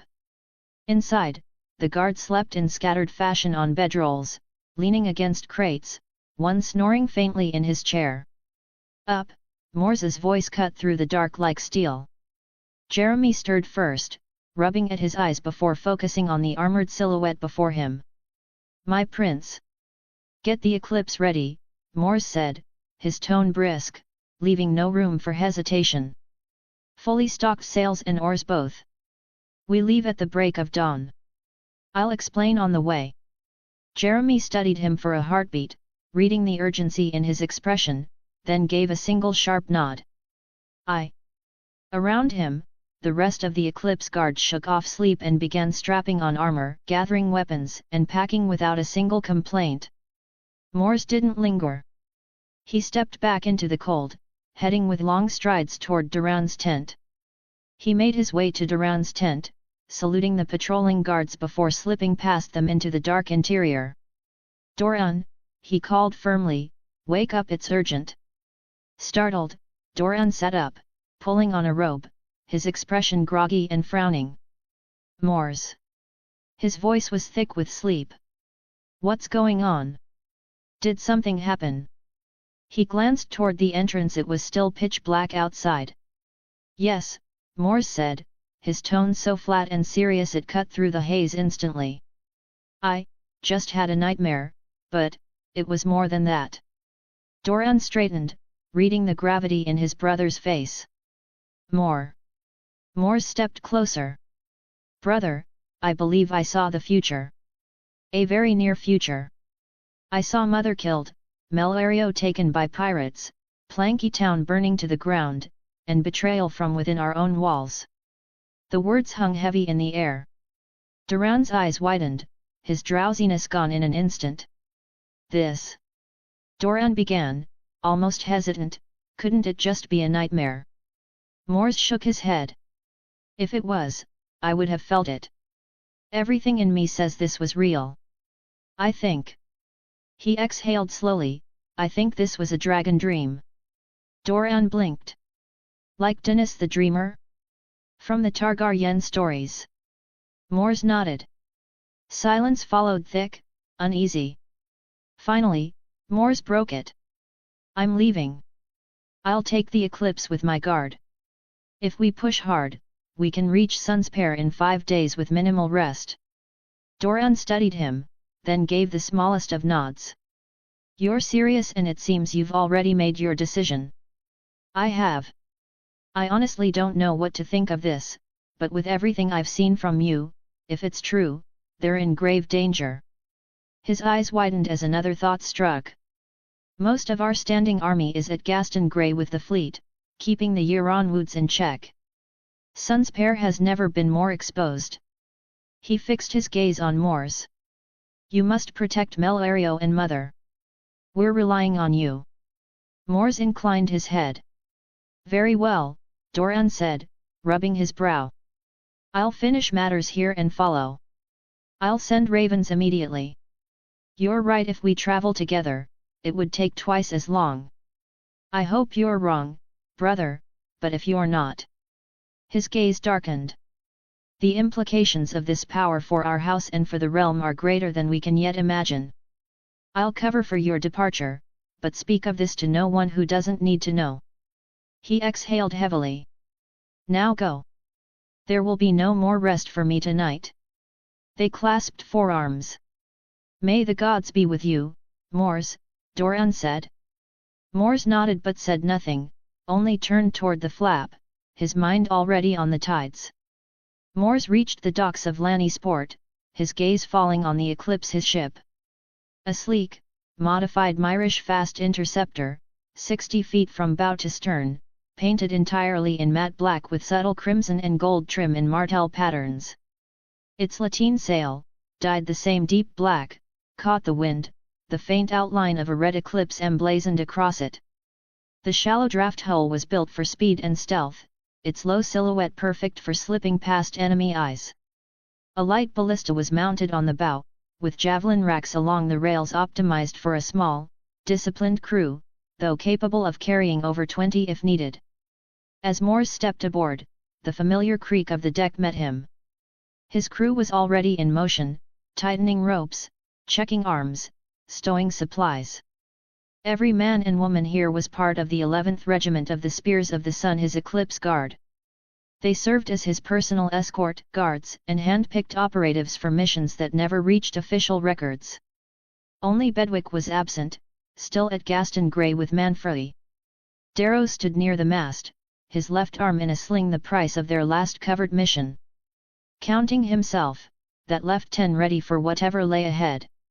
He was about to give the order to cast off when 5 figures strode quickly down the dock toward him. "My prince, wait," one called. "We'll be joining you." Mors stepped forward, surprised. "Sir Tolan, you're coming? I thought your regiment was assigned to my brother's protection." "Yes," Tolan said, catching his breath, "but Sir Davin has returned from his mission. He's taking over. There are still enough men for Duran's guard. The 5 of us will ride with you." Mors gave a short nod, his expression softening. Doran was taking this warning seriously, more seriously than Mors had dared hope. In his place, Mors might have been skeptical of a vision, but it seemed his word carried more weight with his brother than he'd realized. 2 other spear regiments had been assigned to this voyage for added security. Their lieutenants, Sir Tolan Vyr and Sir Davin Quar, were men Mors knew well. Davin was a grizzled veteran who had mentored and advised Mors during the last pirate war. Tolan, the youngest lieutenant in the Spears, was already spoken of as one of the most promising talents in Dorne. "Good," Mors said. "Glad to have you aboard." He turned toward the quarterdeck. "Jeremy, are we ready?" Jeremy saluted sharply. "Aye, my prince." "All supplies stowed, crew accounted for." "Then let's not waste a heartbeat. We sail now." "It's believed traders within Sun's Pair have allied with pirates to harm our princess." His voice hardened. "That is unacceptable. We move to intercept or to reach them before it's too late." "Is everyone ready?" A chorus rose from the deck. "For Dorne. For the princess. Damn the pirates."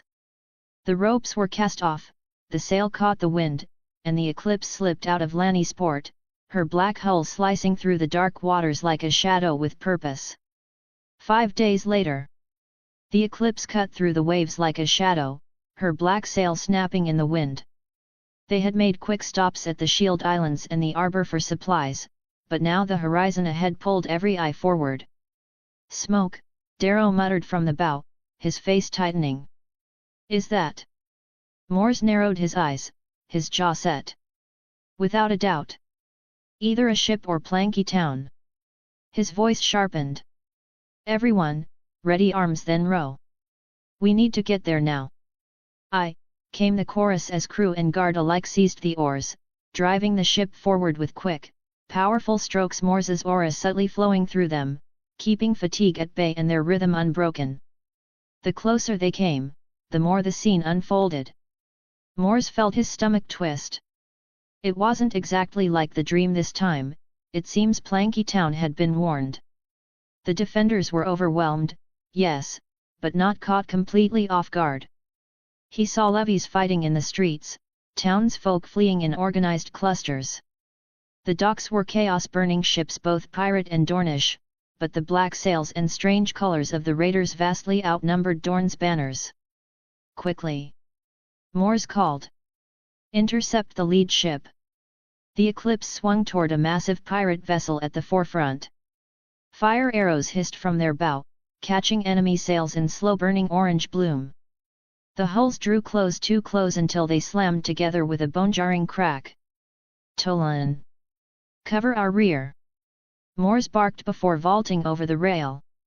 He landed in the fray like a thrown spear. A throwing knife left his hand before his boots even touched the deck, burying itself in a pirate's throat. An arrow whistled toward him. Time seemed to slow. Wait, can I grab this out of the air? His hand shot up, fingers closing around the shaft mid-flight. That actually worked. Reversing his grip, he spotted a charging sailor whose eyes went wide in disbelief. Mors drove the arrowhead straight into the man's eye. The body crumpled. A blade hissed past as he ducked, ramming Solaris into another man's gut. He ripped the spear free in a spray of crimson, then drew a dagger and slashed his throat. For a heartbeat, the deck went still. Eyes turned toward him.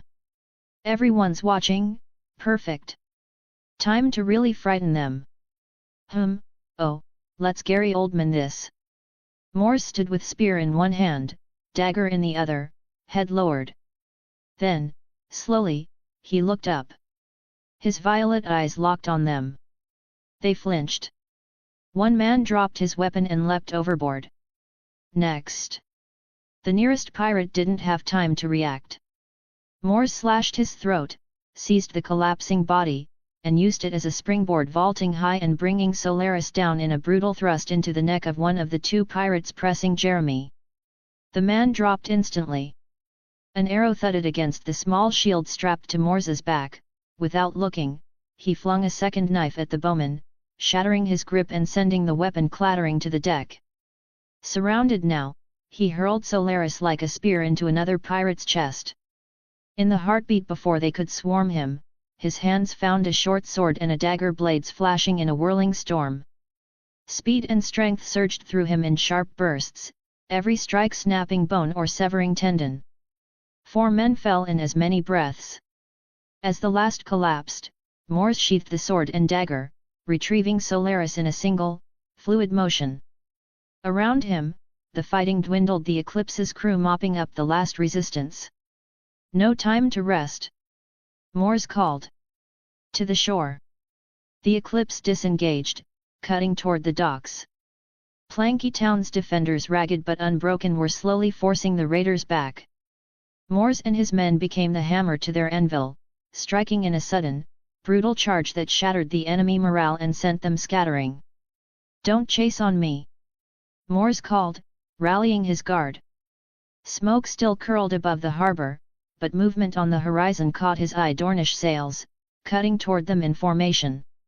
Reinforcements from Gaston Grey. Mors called out, voice carrying over the clash of steel. They'll be here in a few hours. Hold the line, push them back. Another knot of pirates was breaking away, retreating inland toward Sun's Pair. Mors drove his men after them. As they neared the city, the enemy slowed, waiting. Watching the gates. Something was wrong. The gates stayed shut. Instead, arrows hissed down from the walls, tearing into the pirates and forcing them to scatter. Mors's group intercepted them mid-withdrawal, 15 against 35. And at the front, the giant from his dream. Easily 7.5 feet tall, broad as 2 men, his bare arms corded with muscle and smeared with grime and blood. The axe he carried wasn't just a weapon, it was a tool for making death slow and agonizing. His dark eyes fixed on Mors, unblinking. The street seemed to narrow between them. Mors stepped forward, his voice cold and cutting. You've chosen the wrong people to attack, pirate. The massive man grinned, teeth flashing under the soot and blood. His voice was rough, his common tongue broken. You? Valyrian, from Dorne? Is you? Mors. Mors narrowed his eyes. It doesn't matter if I am or not. You end here. The giant laughed, deep and cruel. Ha! I have finally found you. Remember the name of the man who ends you, Tajrik v Hero. I will avenge my brother, Dravos. With a roar, Tajrik charged. The Eclipse Guard unleashed their last volley of throwing knives, cutting down several pirates before they could close. Mors pushed his aura out in a wave, flooding his men with heightened speed and strength. The strain bit at him immediately, stamina burning fast. He had to end this quickly. Tajrik's axe came in wide and heavy. Mors dropped low, sliding across the blood-slick cobblestones under the swing, rising behind the giant with a slash to the hamstring. Tajrik spun, the blade of his axe cutting air as Mors vaulted over a fallen crate, spearing down from above. The giant caught the haft of Solaris in his massive hand, twisting violently. Mors kicked off his chest to free the weapon, flipping back to land in a crouch. They circled. Pirates and Dornish alike stepped back, giving the duel its space. Mors feinted left, then burst right, vaulting off a low wall to come in from above again. This time Solaris found flesh driving into Tajrik's thigh. The giant grunted, staggering and dropping his axe. This damn spear, come close and face me, Dornish bastard. Mors advanced for the killing thrust, only for Tajrik's hand to blur to the short sword at his hip. Steel met steel with a high, unnatural ring. The blade sheared clean through Solaris's tip, then slashed across Mors's breastplate, cutting it open like wet parchment. Mors's eyes widened. What? Valyrian steel? Tajrik straightened, blood running down his leg, but grinning like a wolf. Ha ha ha! Took it from a pompous noble of Volantis. Too small for me, but just right to carve pretty faces like yours. Mors tossed the broken spear to Jeremy and drew his short sword and dagger. Then let's make this round two. By now, more Dornish guards had arrived, surrounding the remaining pirates. They shifted uneasily under the spears aimed their way, dropping their weapons in surrender. Mors moved in again. This time he was faster, much faster. You, bastard, Tajrik spat between blows. You were just playing before. How are you so fast now? Mors didn't answer. Tajrik staggered back, feigning weakness. Then his boot struck the ground, sending a spray of sand toward Mors's face as he lunged, Valyrian steel sword driving straight for the heart. But Mors was already moving, vaulting up Tajrik's own arm, twisting midair and bringing his short sword down in a brutal arc. The blade punched deep into the side of the giant's neck. Tajrik's massive frame shuddered. He toppled forward, the Valyrian steel sword slipping from his grasp with a dull clang. Blood pooled beneath him as he forced out his final, choking words. Dravos, it seems we both, got killed, by this. Valyrian, Bass, Tard. His eyes glazed over, and the giant was still. Sir Karen stepped in, gaze fixed on the corpse. A flicker of recognition crossed his face.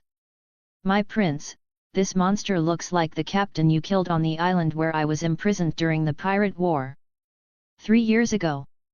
Mors, turning the Valyrian steel blade in his hand, arched a brow. Oh. So that's what he meant.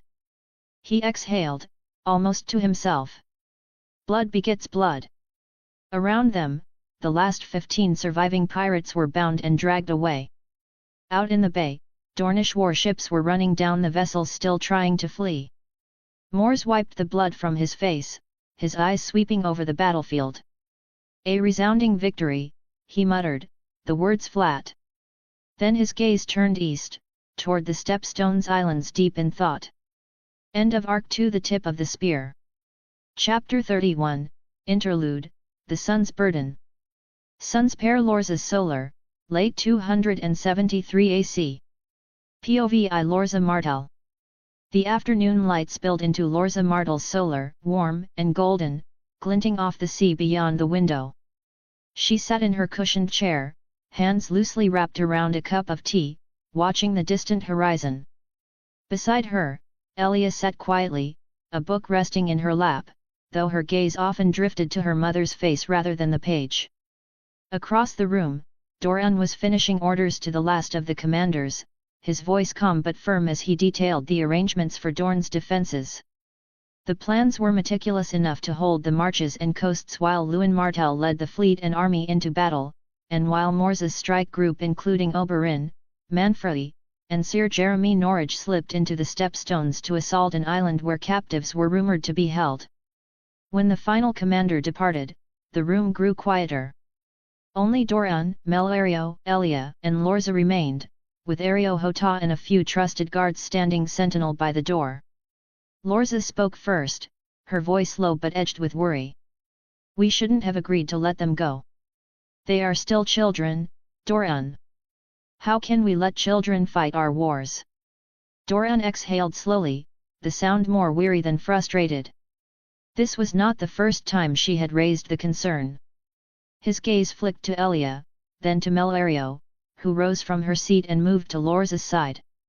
"Mother," Melario said gently, taking her hand, "you must believe in your children. They are stronger than you give them credit for. You've seen their progress. Even Ario is impressed with Mors and little impresses him." Elia, silent until now, set her book aside and placed a hand on her mother's shoulder in quiet support. That coaxed the faintest smile from Dornish. "Melario is right. And with Mors's abilities, plus Luin backing them, this is the safest mission they could take. You know how they are if we don't involve them in a controlled way, there's no telling what reckless thing they might attempt instead. Especially with Manfredi's condition, they're like brothers. They'd do anything for each other." Elia added softly, "And you know how fiercely they protect one another. They'll watch each other's backs." Lorza sighed, saying nothing for a while. The sound of the sea drifted faintly through the open window. Finally, she spoke again, her eyes still on the horizon. "I know this. But the issue is, Mors is too exceptional. There have already been attempts on his life. What do you think will happen once stories of his exploits spread?" She turned to face Dornish, her gaze sharp. "I fear that once he takes the stage, he will never be able to leave it again." Her tone hardened. "I agreed to your decision. But you must help him carry the burden. He is our future. He is our Sunday. I don't want him burning out before his time." Dornish looked as though he had been firmly chastised, but his expression was steady. "I will. We will. Together, as a family, we'll ensure he can bear it. Don't worry, Mother, together we are strong." Lorza's shoulders eased, just slightly.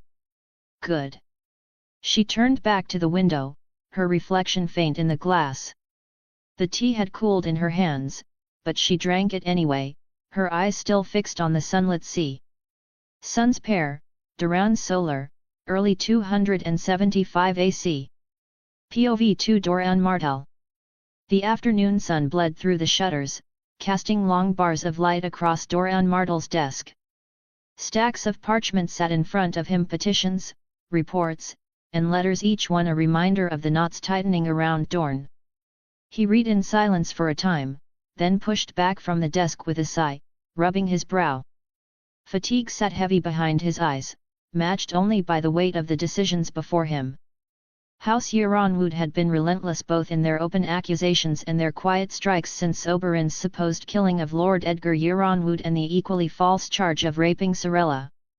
Their demands for blood had not ceased, and while he and his mother had always kept the larger game in mind, there was no reality in which he would hand Oberyn over. If war came of it, so be it. And yet, war was not something they could afford. Not now. Not after the bold campaign in the Stepstones, which had brought them gain but also suspicion from the crown. In such a contest, the Iron Throne would almost certainly side with Yeronwood. That was an outcome Dornish could not permit. Marriage and alliances, those were the safer weapons. Oberyn was out of the question, his nature would win them more enemies than allies. That left Mors, Elia, and, Perhaps, Manfrey. Mors was complicated, by far the most valuable piece on the board, but now tangled in the secret of his magic. If that truth became widely known, the cost would be his life. Elia was the most urgent matter, well within marriageable age. The best offers so far had come from Sir Baelor Hightower, though Elia had shown no interest. Privately, Doran and Lorza still held out hope for a royal match. He picked up another letter and frowned. Old Town again. The wax bore the Hightower seal, though the sender was no lord. Malara the Mad Maid Hightower, he muttered, breaking it open. This makes 5 from her.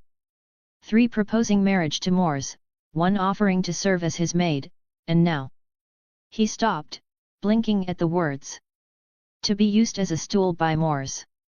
He stared at the parchment a moment longer before setting it atop the steadily growing pile from her.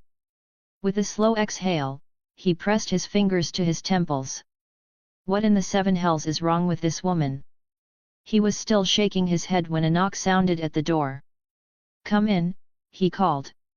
The new master, Torvian, entered, a man in his early 30s, medium-length hair already thinning at the temples. More importantly, he was Dornish. Lorza had plucked him from an orphanage years ago for early grooming, and Doran trusted him more than most. My prince, the maester said, offering a sealed letter. From Lord Beric Dane. Oh! Doran took it, breaking the seal. His eyes moved quickly over the page, and his expression softened into a faint smile. Ha! Good. Mors always finds a way to help me, even when he doesn't realize it. He thought a moment, then looked up. Write to Lord Beric. Tell him we cannot force anything, but we will gladly accept Ashura Dane as one of Elia's ladies-in-waiting. That would allow her and Mors to interact freely. If something develops naturally between them, we would have no cause to refuse. The maester nodded. At once, my prince. He left the room. Doran sat back, smiling to himself. If Mors and Ashura align, it would give us the counterweight we need to weather Euronwood's wrath. He laughed softly and rose from his chair. I should tell mother. She'll love it, she's always liked Ashura. Sons pair, training grounds, mid 275 AC. POV 3 Sir Karen Toland. The clatter of steel rang across the training yard, mingling with the barked calls of drill commands as the fighters steadily improved their mastery of what Mors had dubbed Dornish martial arts. He claimed it was derived from something called Krap Maga or something like that. Different, certainly, but absolutely effective. Karen Toland rolled his shoulders as he stepped back from the sparring ring, sweat running down the lines of his face. The Dornish sun was merciless, but he welcomed the heat. It reminded him that he was alive. Alive, and far from the stinking, forsaken island where he had nearly rotted to death. Mors Martell had pulled him from that hell-starved, half-delirious, his wrists raw from chains. Karen had later sworn his sword to the prince never looked back. Now, he trained alongside the men and women of the Eclipse Guard, Mors's own special regiment, formed from the best and most trusted. They were officially part of the Spears of the Sun, but everyone knew their true role, Mors's personal shield and strike force. The name came naturally, from the sleek black interceptor ship they traveled in, the Eclipse. Karen stepped into the shade of an awning and took a long pull from a waterskin. His eyes swept across the yard, following the rhythm of blades and shields. A good group. A dangerous group. He was older than most of them at 25, though not the eldest. Sir Jeremy Norwich held that honour at 44, a seasoned knight with greying hair and the steady bearing of a man who had become both mentor and father figure to Mors. Then came Horan, the one-eyed terror at 35, and Kale, all raw strength and quiet focus, 27. Among the younger blades, Darrow stood out 22, fast and fluid with twin swords. Sienna, 21, was as deadly as she was beautiful, her talent for infiltration making her invaluable in the shadows. Sir Talor Sand, 20, freshly knighted and once Jeremy's squire, was a model of knightly discipline and one of the best raw talents Karen had ever seen. Auraborne Sand, also 20, had once been a smuggler, now he was their eyes and ears in the underworld, a man who could find the hidden things others didn't even know existed. Sir Bedwick Euler, cousin to Prince Manfred Martell and a close friend of Mors, was an exceptional knight at 22, new to the unit but already proving his worth. Idrinko, 17, had the looks of a court dandy but the aim of a seasoned marksman, his skill with bow and throwing knives matched only by his mischievous grin. His sister, a famed courtesan, was the subject of whispered stories in Planky Town and beyond. And then there was the youngest Nerya, 16, wiry and quick, her hands as fast with a blade as they had once been with a stolen coin purse. She'd tried to pick Mors's pocket years ago. Instead of losing the hand, she'd been given a chance. Now she trained with the same fierce determination as the rest. A mismatched band of killers, thieves, knights, and survivors, but every one of them was loyal to Mors to the bone. Karen let the waterskin drop to his side, a small smile tugging at his mouth. The future looked bright. The Citadel, early 276 AC. POV 4, Oberyn Martell. Oberyn closed the heavy tome with a quiet thump, dust motes swirling in the shaft of morning light. Since arriving at the Citadel, his studies had been eclectic. Healing, poisons, governance, warfare, the occasional foray into magic and, out of curiosity, a few darker arts the archmaesters would rather pretend didn't exist. He slid the book back onto the shelf and turned toward the door, only to be halted by a drawling, mocking voice from across the hall. "Well, if it isn't the Red Viper, catching up on your poison lessons. I don't know how they allow people like you in here. This used to be a noble institution of learning. With you, it feels more like a whorehouse." Oberyn turned slowly, his most dazzling smile already in place. "Oh, if it isn't tiny. Was that jealousy I heard in your voice? I didn't sleep with your mother, or your father, did I?" He closed the distance in 2 easy strides, clapping a hand on the man's shoulder. The Reachman stiffened as if a great weight had suddenly pressed down on him. "Tiny," Oberyn said softly, leaning in, "I don't know what gave you the impression you could approach this prince so casually. But if you insist on calling me the Red Viper, you should know that with just a touch like the one I have on you now you could be dead in moments. I don't know you, I don't care for you, but from now on, you are Tiny. And I promise, I'll have a great deal of fun with you." He released the man with a charming smile. The noble stumbled backward, landing hard before scrambling away in a panic, pale and wide-eyed. Oberyn watched him go, amused, then stepped out into the courtyard. 2 guards fell in step behind him without a word. Once they were far enough from prying ears, Oberyn spoke without looking back. "What did you find out?" "My prince, the trail went cold. But we can confirm that one of the archmaesters had contact with the messenger linked to former Maester Orthar. We couldn't get a physical description." Oberyn's expression cooled. Narrowed down, then. The serious look faded into his signature grin. "Well done. Keep digging. If we can't find the one responsible, the Citadel may need a fresh batch of archmaesters. I'd like to avoid an unnecessary massacre, of course. No one tries to assassinate my younger brother without consequences." "Yes, my prince." "Good." His smile turned wicked.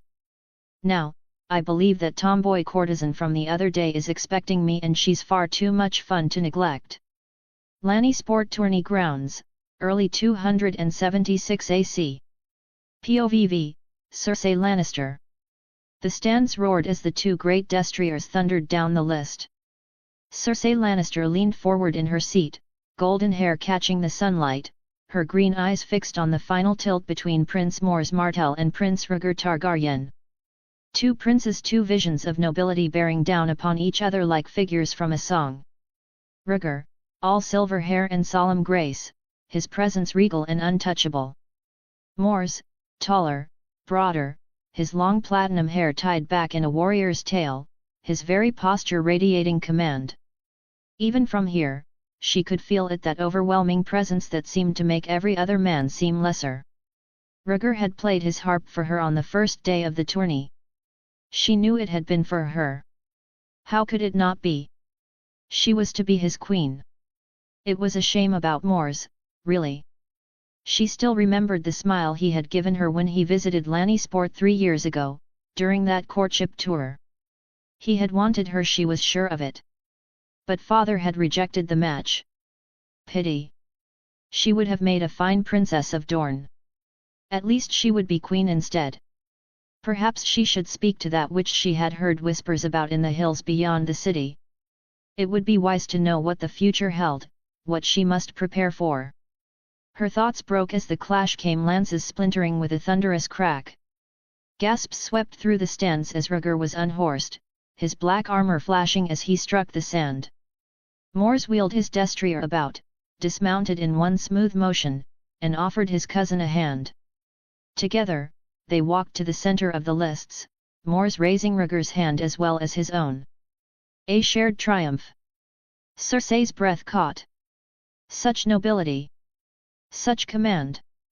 She all but swooned at the sight of them together. Beside her, Jaime crossed his arms, muttering, "One day, I'll beat them both." She smiled at him, proud and confident.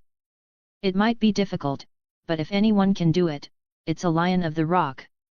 Her uncle Kevin, seated to her left, nodded approvingly at the display in the lists. Cersei barely noticed her gaze had already shifted to the crowd of nobles in attendance. There was Lord Mace Tyrell with his Hightower wife, Aelry, dabbing at her lips while her husband stuffed himself until the front of his fine doublet bore the evidence. Ugh! Disgusting! Lord Jonaran of the Vale sat stiffly among his knights, his eyes lingering too long on the younger maidens, like the way Jaime looked at fine blades in the armory. Farther down, the Tully brother they called the Blackfish, his expression as cold and unreadable as stone. One day, they would all bow to her. A ripple of noise drew her attention back to the field. Mors was accepting his laurel and placing it into the hands of her. Cersei's lips parted. "Who is she?" she hissed, her voice sharp. Heat rose in her chest. Has he moved on so quickly? This is unacceptable. She straightened in her seat, chin high, eyes narrowing. "I'll speak to father about this." Her gaze locked on the girl, committing every feature to memory. "I need to know who she is." Mir, mid 276 AC. POV 6. The chamber reeked of spilt wine, sweat, and the acrid tang of oil lamps burning too low. A half-dozen Myrish nobles lay sprawled across couches and carpets, their flushed faces slack, mouths half open in drunken stupor. To the untrained eye, it was a scene of overindulgence. To anyone who knew better, the faintly sweet scent in the air told another truth: something more than wine had been in their cups. A tall, striking woman with sun-browned skin and dark hair streaked with early silver moved among them in silence. She looked to be in her mid-30s, her beauty edged with something harder, colder. The silk of her gown hung askew, a calculated disarray that matched the others in the room. Beneath the loosened fabric, faint marks and smears hinted at what these men had bought with their coin. She knelt beside a slumped merchant prince and drew a narrow blade from her sleeve. Without hesitation, she slid it across his throat in one smooth, practiced motion. Warm blood spread into the wine-stained cushions. Around the room, 4 other women did the same, each striking with the quiet efficiency of those long past fear. One of them, barely more than a girl, didn't stop at the first stroke. She straddled a greasy, thick-necked noble and drove her dagger into him again and again, each thrust punctuated by ragged sobs. "Disgusting bastard, monster, fiend!" The Dornish woman watched, a flicker of pity crossing her features. But pity was a luxury she had burned out of herself years ago. All that remained was the iron weight of revenge. Another merchant died beneath her hand before she turned toward the desk at the far wall. Papers lay scattered across it. She scanned them, and her lips parted slightly. Improved formulas for the creation of glass. The names on the documents matched the men bleeding out behind her. The heads of one of Mir's largest glass-making syndicates, the same who had bought her as damaged goods 3 years ago. The same who had thought they could break her. She slipped the documents into a leather satchel while behind her, the others continued their work. Some killed in silence, others wept as they stabbed, venting years of humiliation and grief in one blood-soaked hour. I need to get this to Lorza. She paused at the door, glancing back once not at the corpses, but at the women standing over them. Manfredi, wait for me just a little longer. I still need to avenge your father, even if it costs me my life. I'm not the same woman I was. She tightened her grip on the satchel. I may not be a Martell, but I am still unbowed. Unbent. Unbroken. Until the end, until it burns.